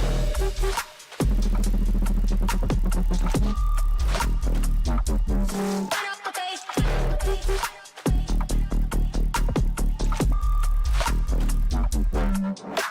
Your taste, your body, your fame, your fake. Your taste, your body, your fame, your fake. Should I jam drums to this, you guys? Coming through. Coming through. Coming through. Coming through. Coming through. Your giant steps over the top. You're funny. Your taste, your body, your fame, your fake. Gami, should I jam drums to this? This sounds phenomenal, man. Your taste, your body, your fame, your fake.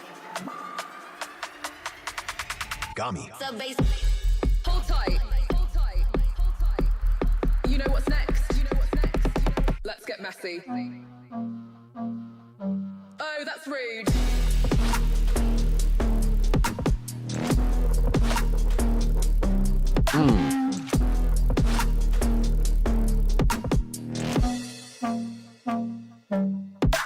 Your taste, your body, your fame, your fake. Your taste, your body, your fame, your fake. Coming through.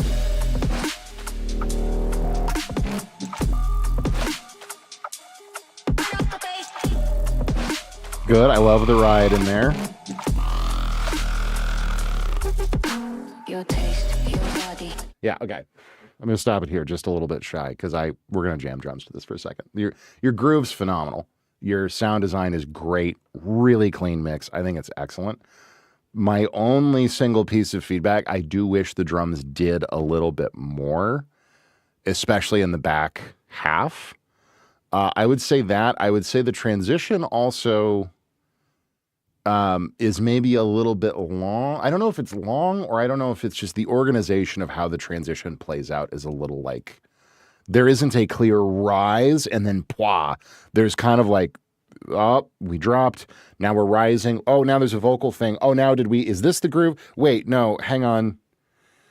Yeah, well, and fake outs can be cool. It's less of a fake out and like it builds, and then there's a period where I'm like, I don't understand where the drop is happening now. And then by the time it's happened, I've lost a little bit of the energy, I guess, that I would get into just like locking into a really, really solid drop. Even if there's like a little fake out, like that can be cool. But I would maybe think about organizing it just a little bit differently in terms of what happens where. But I do wish there was a little more going on in the drums, like I said, rhythmically, and especially with like really tight kind of 30-second note stuff. So I will jam along to it, and in doing so, you can hear maybe some new ideas for things you could add to the drums a little bit. But this is too groovy to not play along with. It's just too groovy. Hang on.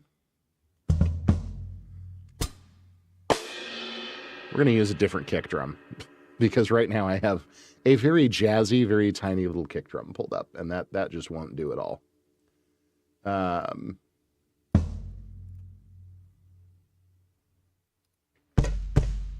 Ooh, there we go. All right.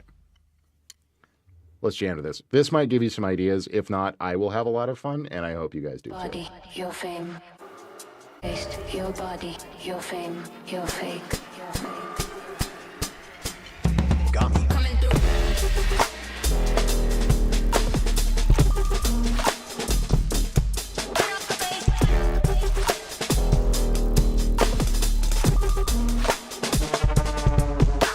Your taste, your body, your fame, your fake. Your taste, your body, your fame, your fake. Coming through.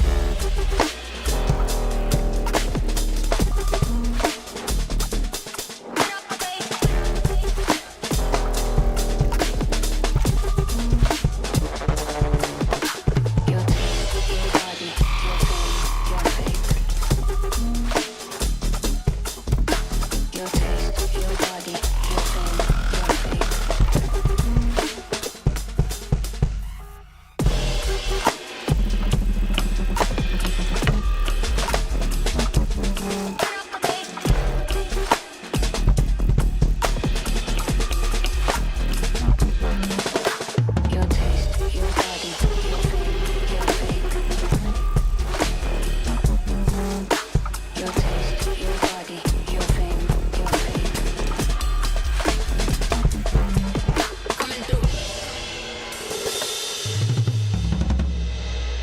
I never know what to do during drops.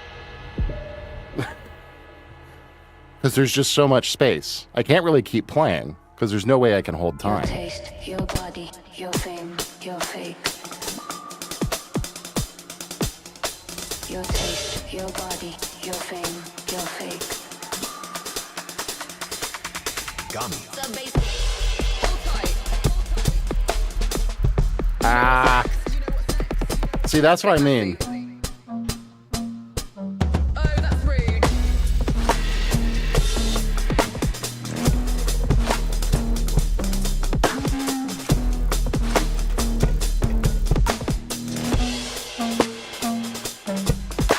Your taste, your body, your fame, your fake. Your taste, your body, your fame, your fake. Coming through.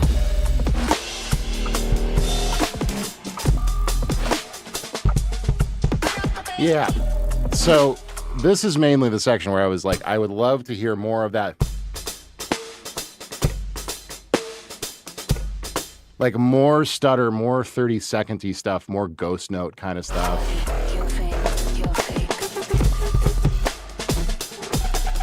Coming through. Ah.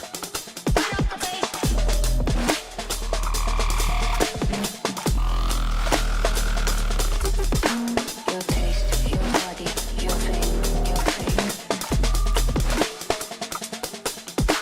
Your taste, your body, your fame, your fake.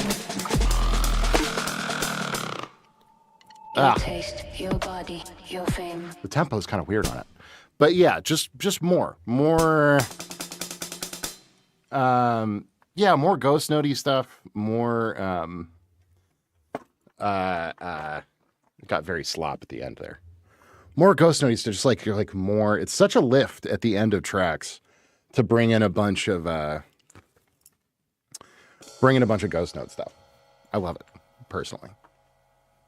But other than that, yeah, I think it's like I said, your sound design here is yeah, exactly, some Stubblefield shit. 100%, Kyle.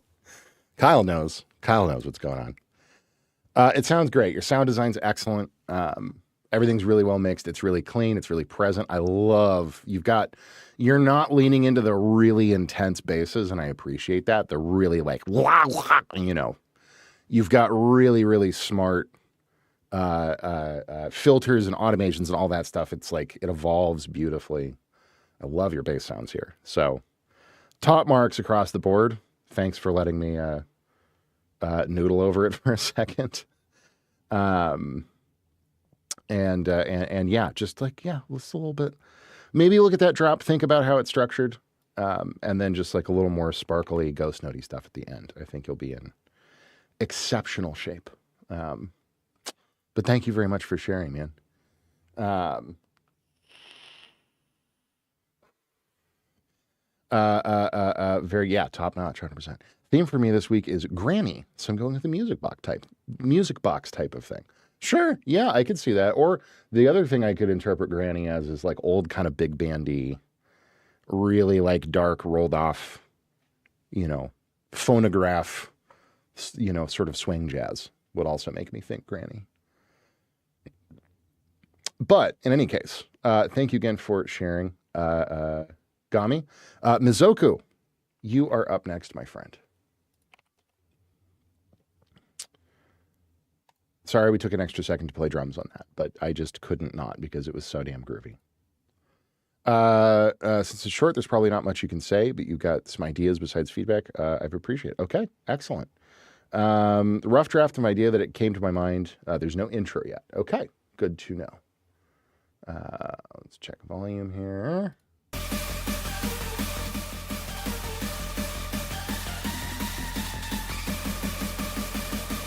Your darkness swallowed up my son. Who decided that? Goodness.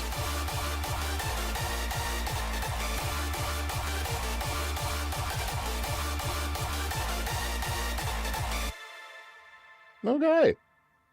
That is indeed short. I think as a starting idea, it's great. That's a nice little melody. It's nice chord movements. I think that's absolutely worth, anime vibes for sure.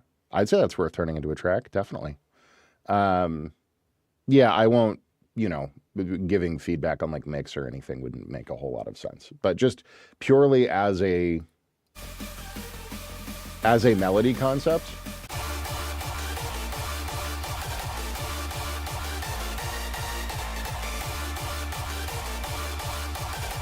yeah, I think it's nice. I think that's definitely worth turning into a track. That would be my feedback for you. Because it is so short, I probably don't have a whole lot else for you than that. But I like it as a starting point for sure. It's a nice melody. So good job. I would love to hear what you do with it. And thanks for sharing. We'll keep it cooking here. What is it, TJ? TJ is up next. Yes. TJ, what's up, buddy? You play drum pad. I love it. Working in FL.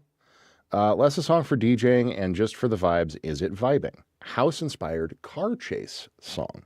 Okay. What happened? Why are we not? SoundCloud is not SoundClouding. TJ, your SoundCloud is not SoundClouding. I'm so sorry. Nice. Do you have a different link or perhaps a fixed link, my friend?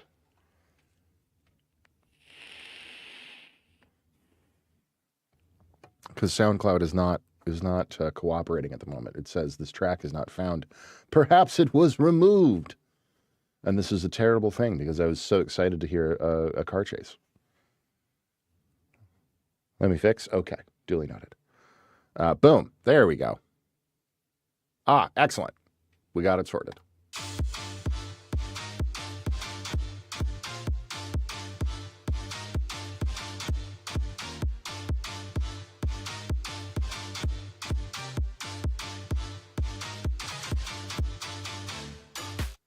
Sorry to interrupt so quickly. I would pull back the swing on those synths a little bit.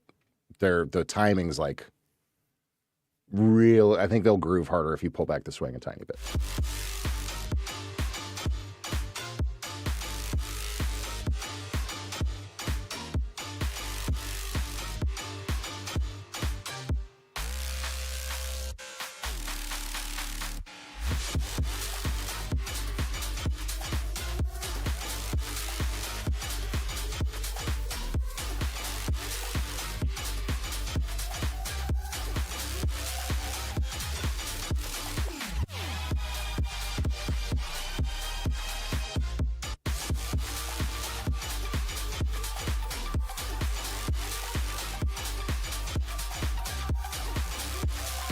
Just on that element, the drums sound great, but I can tell that main kind of clunk sound, it's a great sound, is like, that's like 100%. Like, it's so swung, it's past swung. I'd bring it back to where it's more with it in line with the drums. I think it'll groove harder. A great sound, though, and a great part.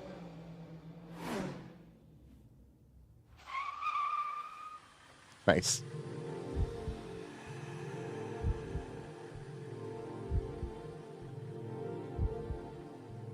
I love that. What is that? Is that layered, or is that just like a patch on something? That pad.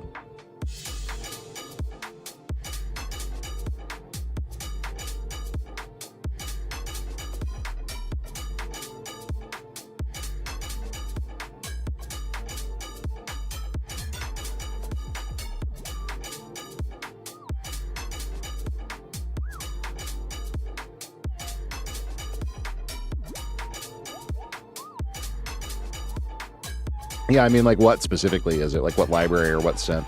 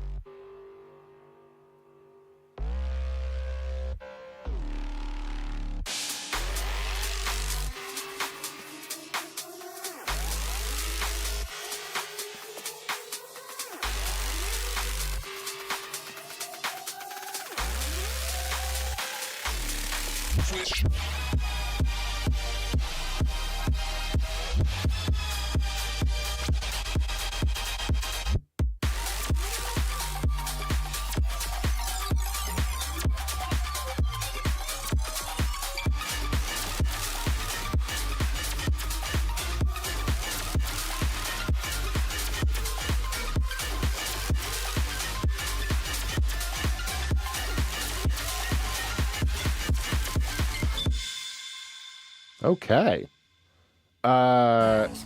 Really, really, really nice work overall. I like the arrangement a lot. I like the little car chase sounds. I think the like breakdowns are in great spots. Builds are nice. Sound design is great. I love all your sound choices. Yeah, what is this pad? Like, specifically, like, what synth is that? Because that's a killer sound. No worries, Jake. And Jake, for what it's worth, we're not. I'm not working on anything Order 1 today. I have a different game that I'm going to be working on. You're, of course, more than welcome to hang out, but yeah, I just want to let you know. If you just want to hang, like, you are more than welcome, man. Always. Yeah, that pad is fantastic. And VPS Avenger. Okay, interesting. I love it. It sounds great. I think the main thing that I'm hearing overall here, I do think those really metallic synth part could be swung just a hair less, so that, like, because the drums feel like a 60%, 70% swing, and then that synth feels like a 100% swing, and I would bring that closer to where you have the swing on the drums. It'll just make it feel like it's so, the rhythm is so kind of wonky that it's like throwing me a little bit. It's pulling me out of the killer drum groove that you've got going on. Okay, gotcha. Very cool. Just mix wise overall, I would balance it more towards the drums, and I think this might be a compression on the master situation, which we talk about a lot. I feel that it might be a little bit over compressed, because I think what's happening is like you've got so much high end, top end energy in your synths. Like they're really metallic, they're really hard transient, they're really, really, really bright. And you're hitting probably a compressor or a limiter on your master bus quite hard. And so that aggression in the top end is like ducking the meat of your drums down. Because I feel like in the builds and in the kind of riser sections, the drums feel really good and present. And then the second all those other synths really kick in, I feel like the drums are dropping by 3 dB and kind of losing some punch. And I'm getting a ton of detail and presence in the synths and the metallicity of it all. And the drums are kind of like being pushed further into the background. So I would make sure you've got good clean headroom going into your master bus.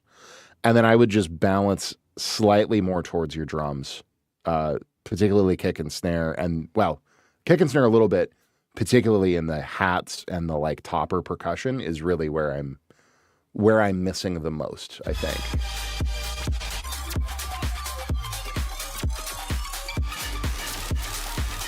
Like all that laser metal sound design up top is super in your face. And I can hear you've got great topper layers in your percussion down in there. But they're feeling here. And then all the synths are feeling like here and are like really, really coming out.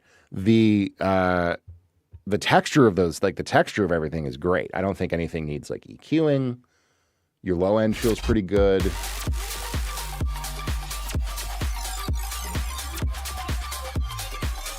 And I don't want to lose all the detail in that top end stuff, but I think a bit of rebalancing towards the drums would make it hit a wee bit harder, personally. Magombo's texting. Oh, Magombo. You and I need to catch up, man. It's been too long.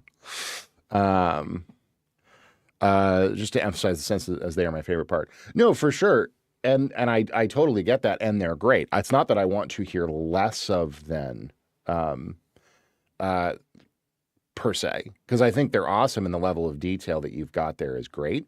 And I'll tell you that you can rebalance those. And because your synths are so wide and you've got so much great texture in your sound design and all those pieces of ear candy, those aren't going anywhere. Even if you rebalance a little bit in favor of the drums, your drums are going to sit more in the middle. They're going to sit lower in the frequency spectrum. You know, your kick's going to be here, your snare is going to kind of be here, your topper percussion will be here, and you still have all this room for all that great sound design stuff. So you're not going to mask them out, you're not going to cover them up by leaning a little bit more into the drums. I think where it is right now, it just feels a little bit top heavy, if you know what I mean. And balancing that out will just make it feel more well-rounded while still letting all that stuff really speak and shine in a nice way. So, just thoughts, just my what I'm hearing. But it's great, man. Like I said, fantastic sound design, super, super creative, great groove. I love the sort of car chase vibes and like imagery and the sounds and the panning of the meow. Like that's all awesome. That's fantastic. So don't lose any of that. The arrangement's great. Just like maybe a little less compression. Balance those drums out front a little bit more. And yeah, I think you'll be in very, very good shape. Oh, thank you for sharing, man. I appreciate it. Okay, let's see here.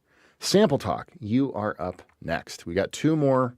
We got Sample Talk followed by, I think, a new friend, Sapien. Yes, I hope Sapien is still hanging with us. Yes, excellent. Very, very good. Oh, thank you. Thank you for your patience, man. I appreciate it. As you can tell, Sapien, we get pretty in-depth with feedback here. So sometimes it takes a little while to get through queue, but I always get to everybody. So, Sample. Song you wrote 5 years ago. Okay. Very cool.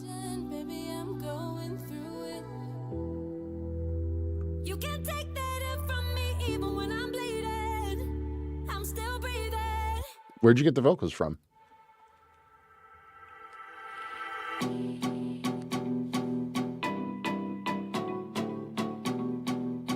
Okay.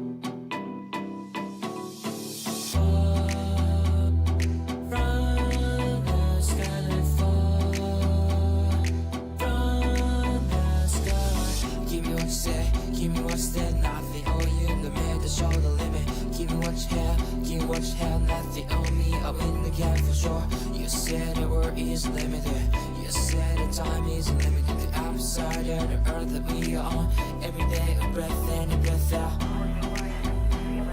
I love the plug. Yeah. Yeah. Sorry, Rio. I mean, we've been going for about 2 hours.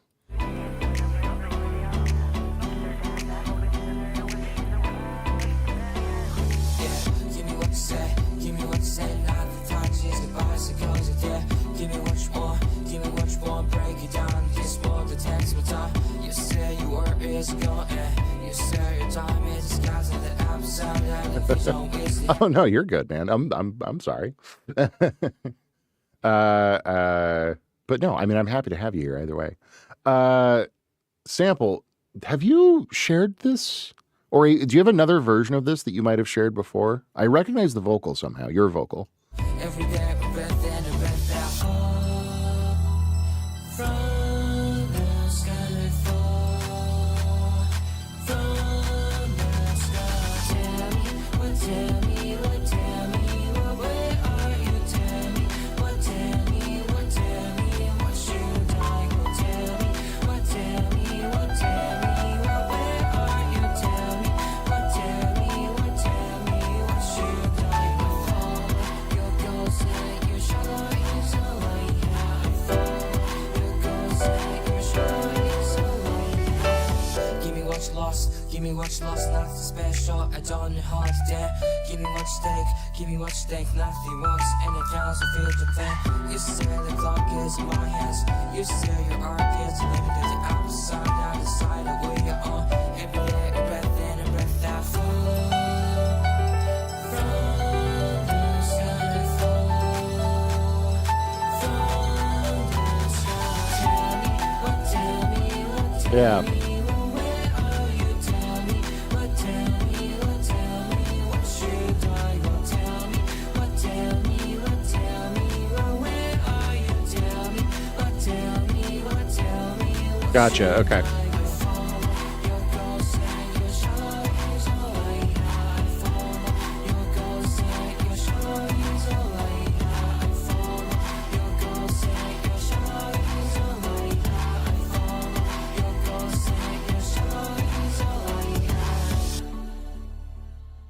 Tell me, what, tell me, what, tell me, well, where are you? Tell me, what, tell me, what, tell me, where should I go? Tell me, what, tell me, what, tell me, well, where are you? Tell me, what, tell me, what, tell me, where should I go? Okay. Nice, really nice ideas overall, I think. Structure is good. I like the 2-note vocal thing in the verse. It's very rhythmic. It's very tight. I like that a lot. I think I agree here with Gami. So I wish there was another element in here in the verse. Some ear candy would be delightful. Yeah, I think it could just use a little bit kind of more diversity, more variance, more movement in the production end of things. Because it's just, it's one chord loop the whole time. E minor, C, G, D, E, right? And then at the very, very, very end, for a split second, you go to B dominant. I would encourage you to maybe think about a different chord progression for your chorus. Maybe something like...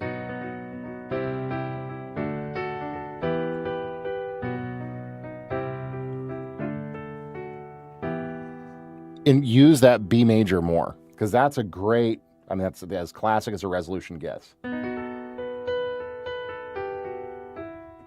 Right? So I would think about changing up the progression in the chorus, maybe even go up to a G major.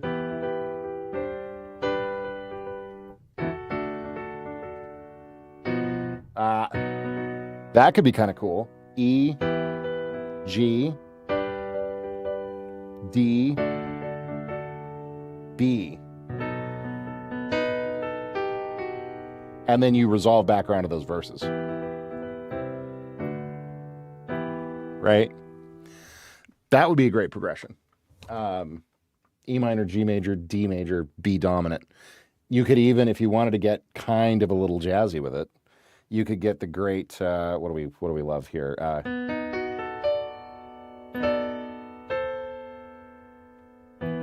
That, right? The sharp 9, flat 9, classic jazz resolution.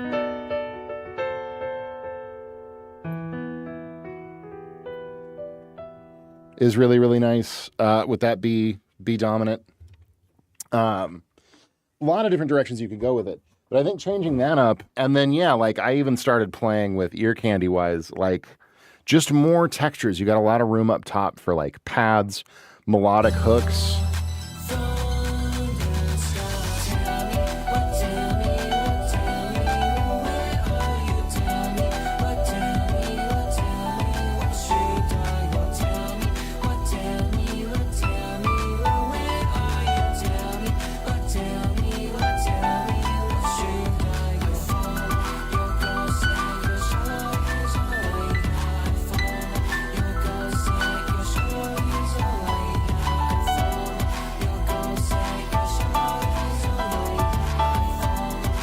You know, all that kind of stuff up there. There's a ton of room for different things. Yeah, top end, ear candy, interest, you know, making your transitions a little bit more like intricate. You know, you've got some reverse crashes in there, which is always a great start. But yeah, just thinking more in that direction. Because I think the vocals are good and they feel really nice. It's the beat behind it that I kind of want to just like hear a little bit more going on and a little bit more variation from start to finish, you know. But it's nice. It's very, very nice. You always have really strong progressions. You always have really good sound choices. That's all. That side of everything is excellent. So, great work as always. And thank you as always for sharing. Very, very much, man. So yeah, hope there are some helpful ideas in there for you. But we will go ahead and keep it cooking here. We've got one piece of feedback left to do. Then we're going to take a look at a new game. Not that I can share a ton about the game itself, but we'll talk about it. Sapien, you are going to close us out of feedback here. Keep it cooking indeed. New friend of the channel, thank you again very much for the follow, my friend. I do really appreciate it. We've got level 7 producer, very good, playing guitar, excellent. This song is a bit old, not sure if I want to reopen the project file as I've moved into different territory, but I figured it would be nice to get feedback since I potentially say just screw it and release the track. Okay, very cool. Got metal vibes going on. Let's give it a peek. An appropriately heavy cover art there.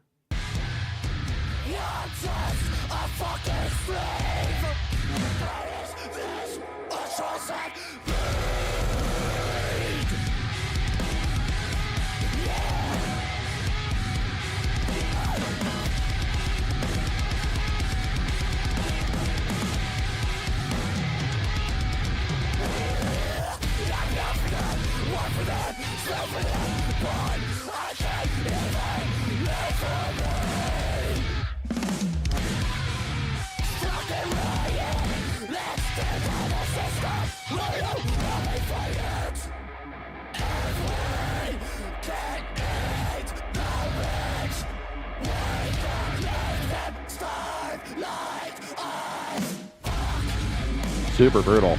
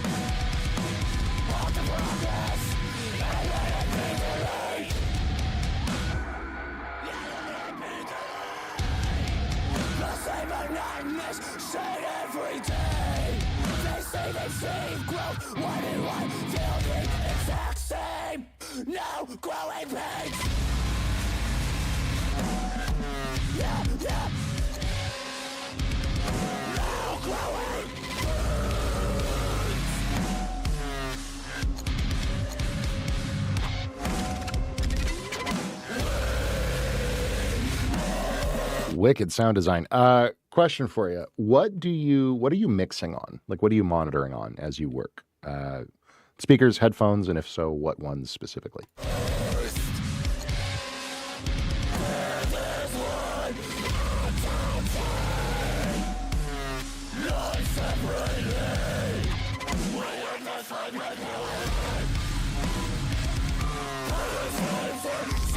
Monitors at all, or are you just working in headphones?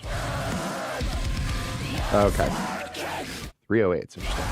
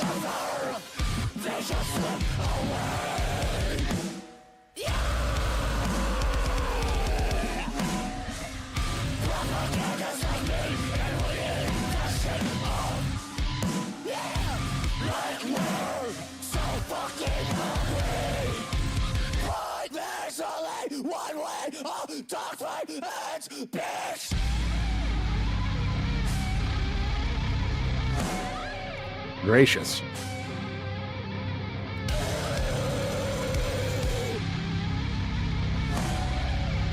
So brutal.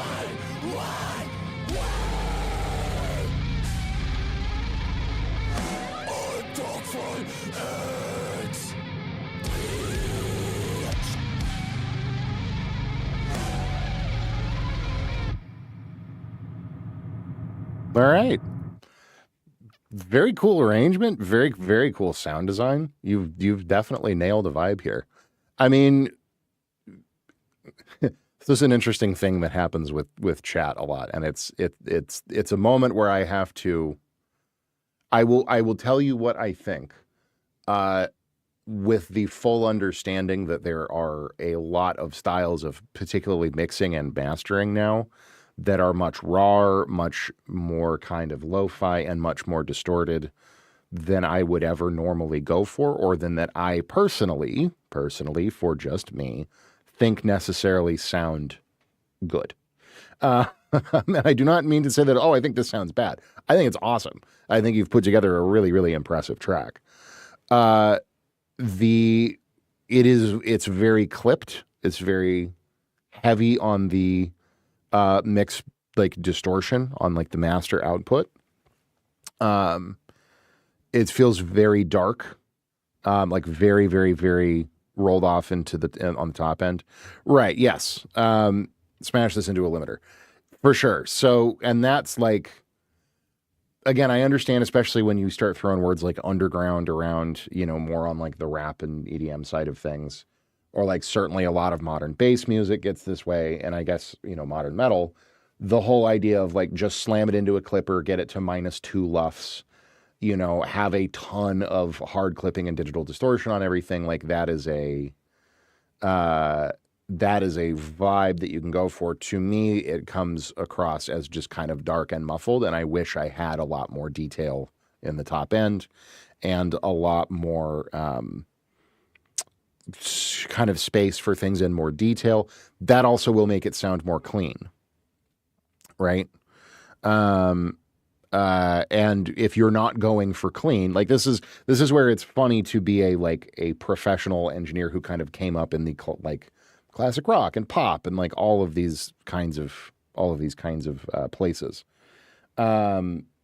because I hear things very differently than I think a lot of younger generations do now, where all of that like distortion and clipping and heavy limiting pumping and stuff is like a part of a vibe now.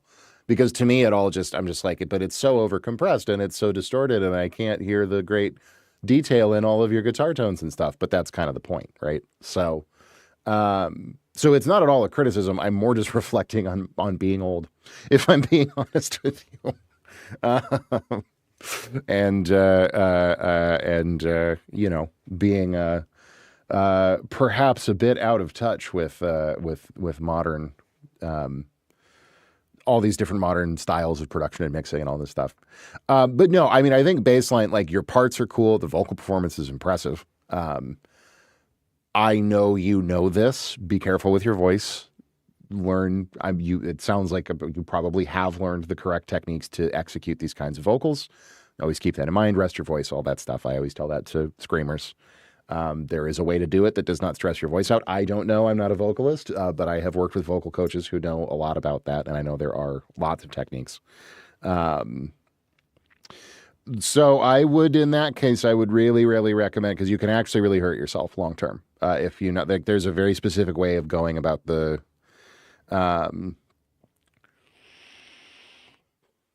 screaming stuff to where you don't fry your throat. And you can do it for many, many, many years. It's the way that a lot of like the top end pro metal guys do it. Again, I'm not a vocal coach, so I don't have the specifics, but I know there's a lot of people out there in courses and stuff that you can learn these techniques to where you can push and get all the fry and all the texture of good scream stuff.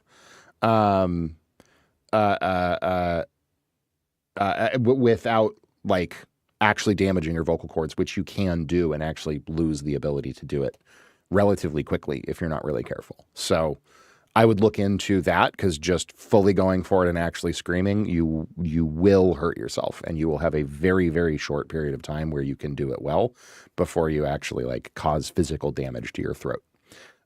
So hard recommend there, because I want you making music for as long as you possibly can. And I have definitely heard tells and met a few guys in my years of touring and stuff who were into doing stuff like this, did not do it right, and they like literally physically can't do it anymore. Like it causes them horrible pain, or no sound comes out because they damage their vocal cords. So hard recommend there. But yeah, I mean, your balance is really good overall.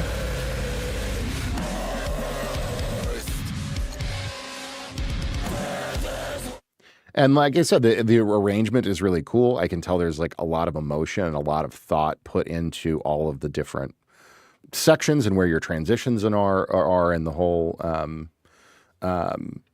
arrangements of everything is really unique and really good.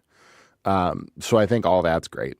You know, again, if I were to get this in for mixing, I would take a very different track. I would probably go not necessarily cleaner, because I like the rawness of it. I just feel like I'm missing top end mainly. Like it feels very, very aggressively limited in a way that's kind of robbing a lot of energy out of things that I feel like could be there.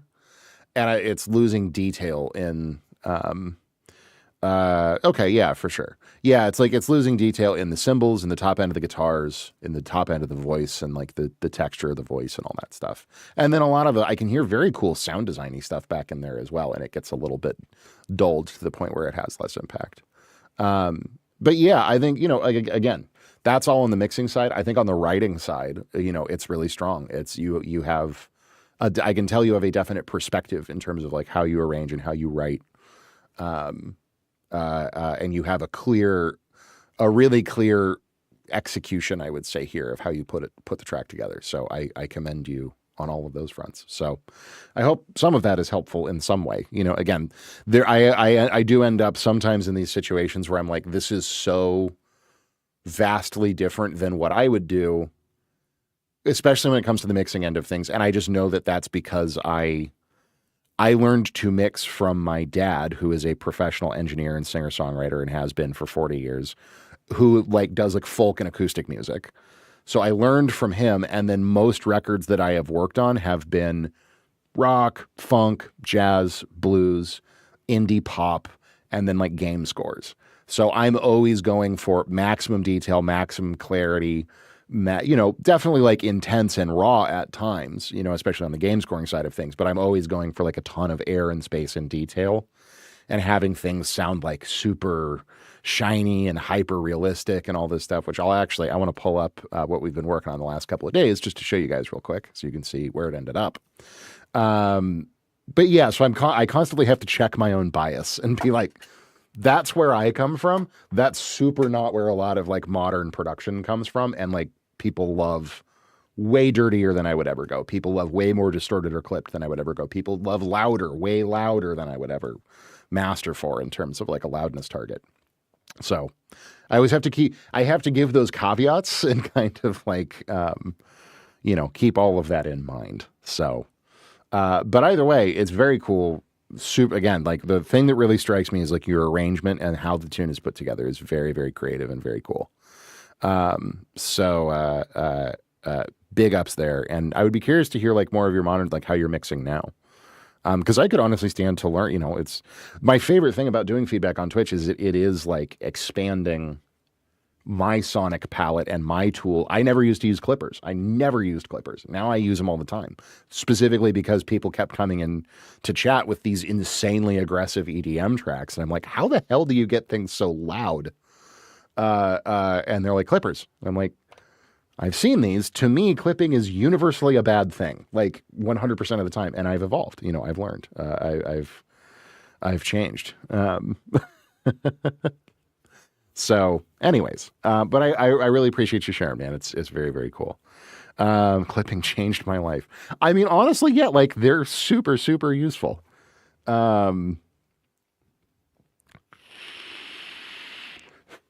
Yes, exactly, Gami. And that to me, like, again, I don't know what I don't know, right? And coming from the styles of music that I traditionally have worked on, clipping means, oh God, I'm doing it wrong and everything's distorted and horrible and I've made a terrible error and it sounds awful. That's what the word clipping means. Clipping as a tool makes perfect sense. What's up, Bamboo? Good to see you, buddy. Clipping as a tool makes perfect sense and is super, super, super useful. So... an old guy can learn new tricks, I suppose. But anyways, across the board, great tracks, everybody. Thank you all so much for hanging out. I appreciate your feedback, getting through everything. I hope, thank you, man. I appreciate you hanging out. But yeah, great work. We are going to go ahead and transition into doing some work ourselves. We finished everything yesterday in Bamboo. So we're going to listen to this real quick. This is done. We're not doing any work on it. But this is the not 100% done, but the 95% we're living with it. Final tweaks, TBA, on the first track for Order 1. So just to recap a little bit, Order 1 is a game we signed on to last weekend. Brand new project, which we're going to be starting a separate, different brand new project here in a bit. So this game is, here we can watch the trailer real quick since we have so many awesome new friends with us. This is a VR horror stealth action, title that is relatively early in development.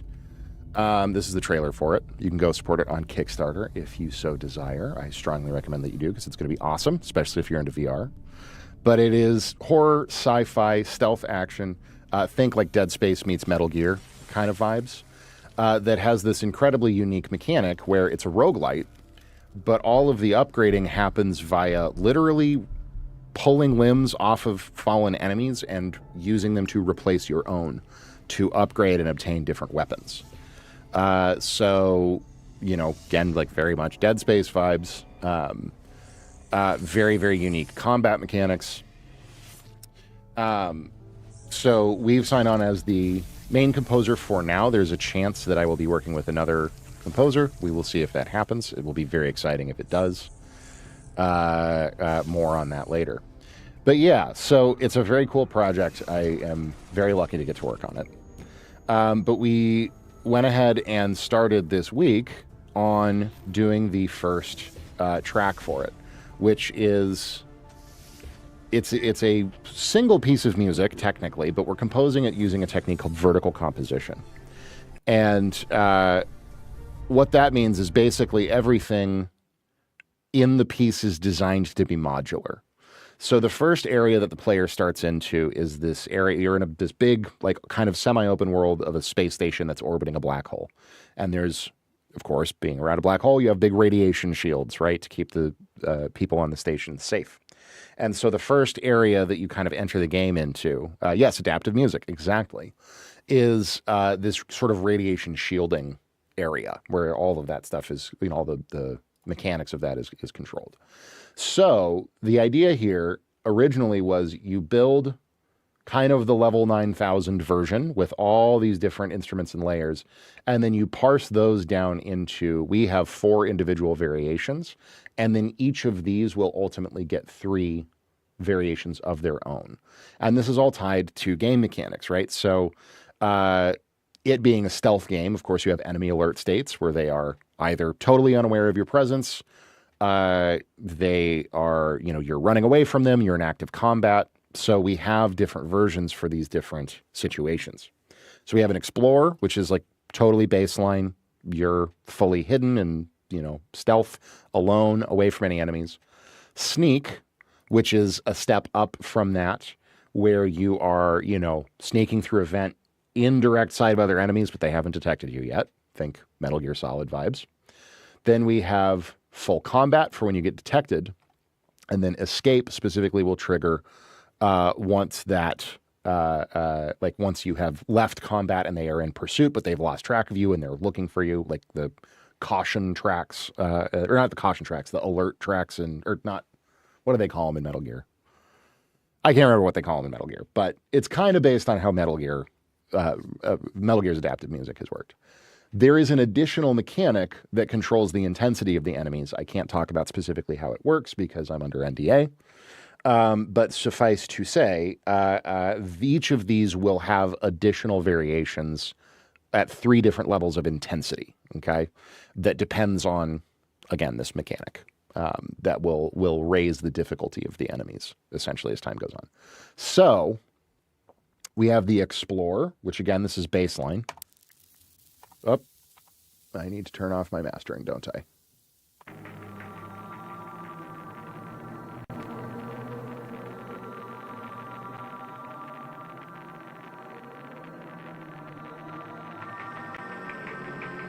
So this is like pure ambiance, basically.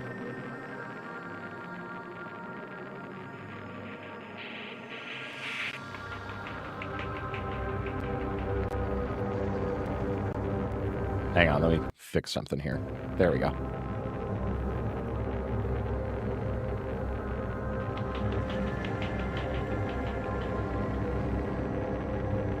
So a lot of really dark pad layers, right? We have a couple of really interesting things going on. We have like our main synth textures, which one of them won't shut up. Hang on. Studio 1, what is happening right now? Pad 2. Hush. Arturia. Hush. There we go. Yeah, very, very soundscapey. So we have a couple of different synth layers, stuff from Native Instruments, stuff from Arturia. We have this, which is me literally using a bow to play my 8-string. Run through a ton of different effects. Very kind of Silent Hill-ish, right? Got just the tiniest little bit of like a percussion element. That's very, very sparse. But then we've got, I really wanted some kind of a Geiger counter-esque sound because the area is so directly tied to radiation. So this is kind of my radiation shield sound, which I dragged a food processor in here and we mic'd that up and just got the engine or the motor of the food processor like idling. And then I'm running it through this plugin called Wires, which is emulating a Soviet wire recorder from the Cold War and has this great, very Geiger counter-esque sort of crackle to it. And then Blazin' Beats, who's one of our members in chat, one of our community guys who hangs out all the time, suggested or reminded me rather that NASA has a bunch of recordings of interstellar objects that you can download and listen to. And he's like, there's one of a black hole. I've actually used some of those recordings in pieces before, but for whatever reason, I completely forgot they existed. So he sent me the one that is an actual recording of a black hole sped up immensely and like interpreted from data, but it is sourced from an actual black hole.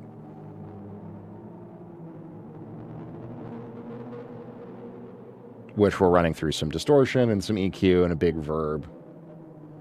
So like you have the black hole, you have this like radiation, very Geiger countery sound, and then that's all layered on top of these kind of, pad, big, rich, really dark ambient pads, right? So that's the bass exploration layer. It's just very, very vibey. Then from there, it builds up into the sneak.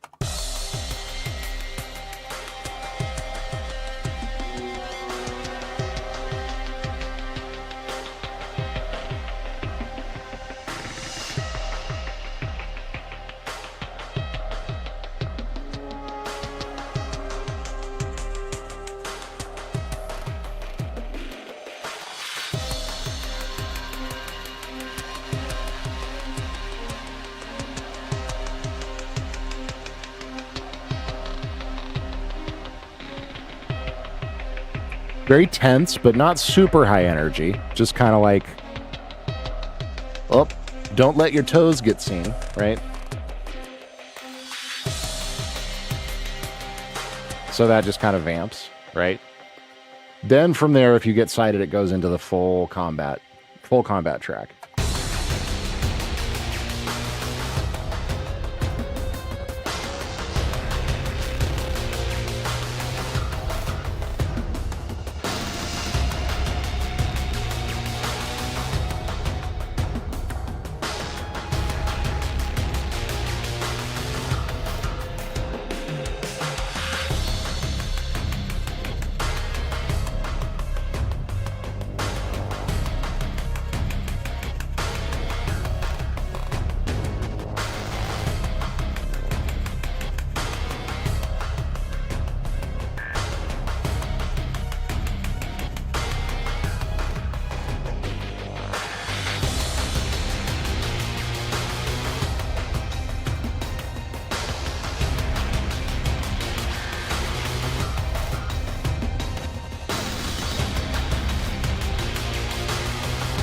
So tons of aggression, tons of texture. Obviously, we've got some ripping like bass sounds in there, courtesy of Moog Model D and Vital.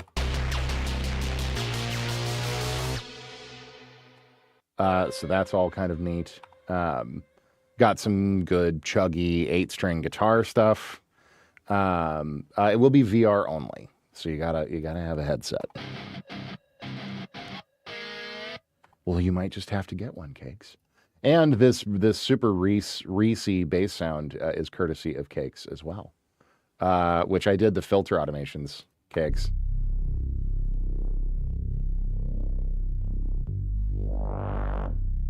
Just to poke it out here and there. It sounds great. Thank you again for that patch.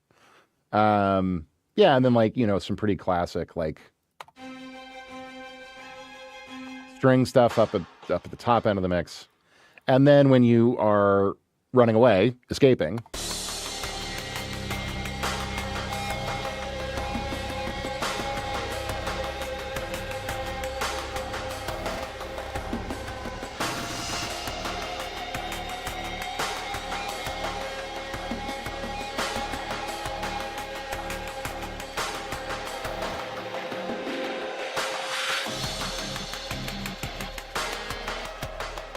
super, super tense. And as you're writing something, it's not like, you can hear, it's not like these are each a completely different piece of music. They're all built out of the same fundamental parts. And so what you usually do, the approach that we took at least, is you kind of build a like master version that has a bunch of the sounds that you're going to want to use. And then you copy it out and you just kind of adapt each different version or each layer. And then from there, you can get very, very granular with adaptation or implementation and with implementation on how adaptive you want it to be and how you want to adapt it to the different gameplay scenarios. So kind of an insight into all that. But I'm very pleased with it. I think the devs are very pleased with it. It's definitely a big, heavy-duty vibe. And I think we'll set the tone nicely for the rest of everything that we're going to do on the game. So there's 8 sectors in total, so we will be doing 8 of these pieces and then a handful of other, menu theme and all that stuff. So yeah, that is kind of what we were doing on that. But what we have to work on today, and this will not take very long at all, but I do need to get it done today, is another new game. It's a much smaller project than Order 1 is. It's also much earlier in the dev cycle. Order 1 obviously has been announced. They're well into writing and assets, and they're well into the, blocking out levels. They're well into the process. This other game is, I don't even have a title for it yet from the dev. It's a solo dev. It's much smaller. It's an IVN project, interactive visual novel project. But generally, I have read the script. He does not want me to talk much about the script, but the basics of the game is that you are a college student who is returning back to your home city, which is loosely based on New York, to investigate the murder of your business mentor. Interesting vibes, definitely like very narrative driven, a lot of drama, a lot of, it's an IVN, so it's just like a lot of dialogue, and not a whole lot in the way of game mechanics. It's much more about the storyline. But what he wants for music on this particular project is much, it's going to be very, very different than anything like this. His reference was some of the Life is Strange stuff, which are great scores, but they're very, very simple. Like this piece in particular, Into the Woods from Life is Strange 2.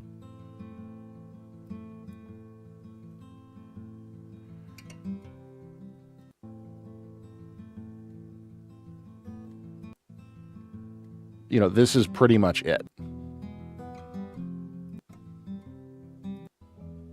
Like a little bit of piano here and there. So we want to do something that's very, very open, very spacious. The game is also apparently kind of a love story between two of the characters. So he said he wants it less dark. Like there are certainly dark themes because you're like sort of noir-ish. You're investigating this murder, but then also, a love story. So he wants it somewhere in between dark and romantic. So that's kind of our, that's kind of our marching orders on this one here. So we're just going to do something really nice and open and vibey. I think some nice clean strat, finger style strat, some cinematic, very cinematic, big open piano stuff, using keyscape, maybe a pad, maybe, tiny bit of percussion, like maybe like a shaker. So this is going to be a very, very simple piece, but it's going to be a lot more about just getting good, clean takes and getting, a nice chord arrangement and all this kind of stuff. Jacob, I know which game. Respace, yeah, 100%. Because when I think noir, murder, romance, interactive graphic novels, I definitely think heavy Respace. We're probably going to shoot for like -4 lefts, you know what I mean? Like, definitely like hard clipping on the master, like super, super hard. So I was already playing around with an idea for it. But we will, minimum, 100%. Let me get us into the folder here. Everything should have respace. I mean, I didn't really know what a respace was. And then Cakes was like, this is a respace. And I was like, oh, I know what that is. I love that. That's my favorite thing. We're just going to call this menu theme for now because I don't really even have like a title in mind. And that's, sometimes this is what's so interesting about like the world of games. And honestly, one of the reasons why I really love it, because sometimes you have like the devs for Order 1 who are awesome and extremely involved. They have great ideas. They have 1,000 references. They're super excited to sit down and get really, really nitty gritty with the lore and the characters and like all this stuff. And they have really good pointed directions for like, this is exactly what we need. This is how we want it to be structured. Then you also absolutely have devs. Like we had another gig kind of like this a couple of weeks ago with this fantasy piece that I did where it was literally just like, hey, it's a fantasy game. Can you write something for it? And I'm like, okay, well, like, what's the game called? What's it about? Like, it's Tavern Sim. It's a fantasy game. I'm like, okay, well, what should it sound like? They're like fantasy game music. I'm like, guys, like, give me something. But we got it done and they loved it. They were super happy with it. But you don't always, some devs are like extremely interested in what is going on. What Studio One? What is happening? Why? All I did was open a new session.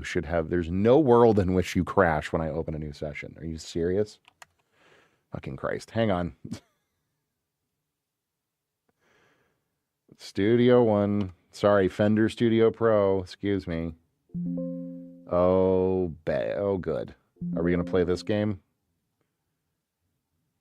Fantastic. This is just great. Just great. Excellent. No, I don't want to open Ableton. Ugh. Get out of here, Ableton. I don't need you right now. Oh, great. Free spaces can be super subtle and atmospheric too. No, and that's honestly, there actually would be an argument to have like a really subtle bass sound down in there at some point. Maybe we will see, but we will definitely want it to be something very ambient, very open. The other one that they sent was The Last of Us. Some music from The Last of Us that's literally just like rain and like a baritone guitar playing a couple of notes here and there. So they want sparse for sure. So it'll be kind of a fun exercise in doing that. Hang on, guys. I got to fix something here real quick.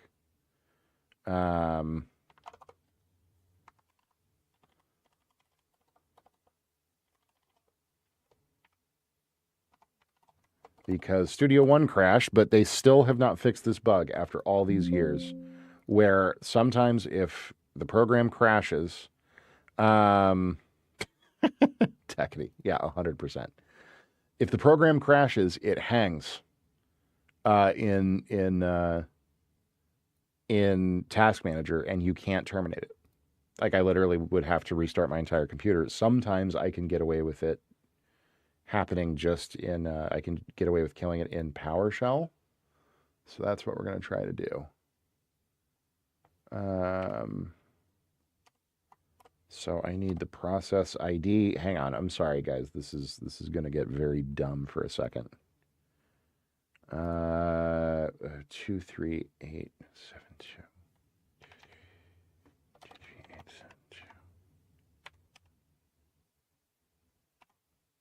Force.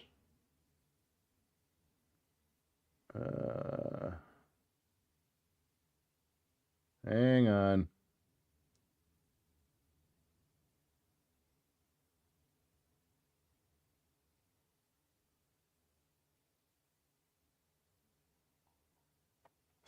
/T/F.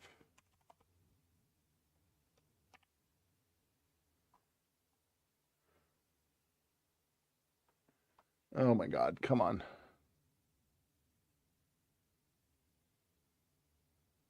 Oh, right, /PID. Yay, code.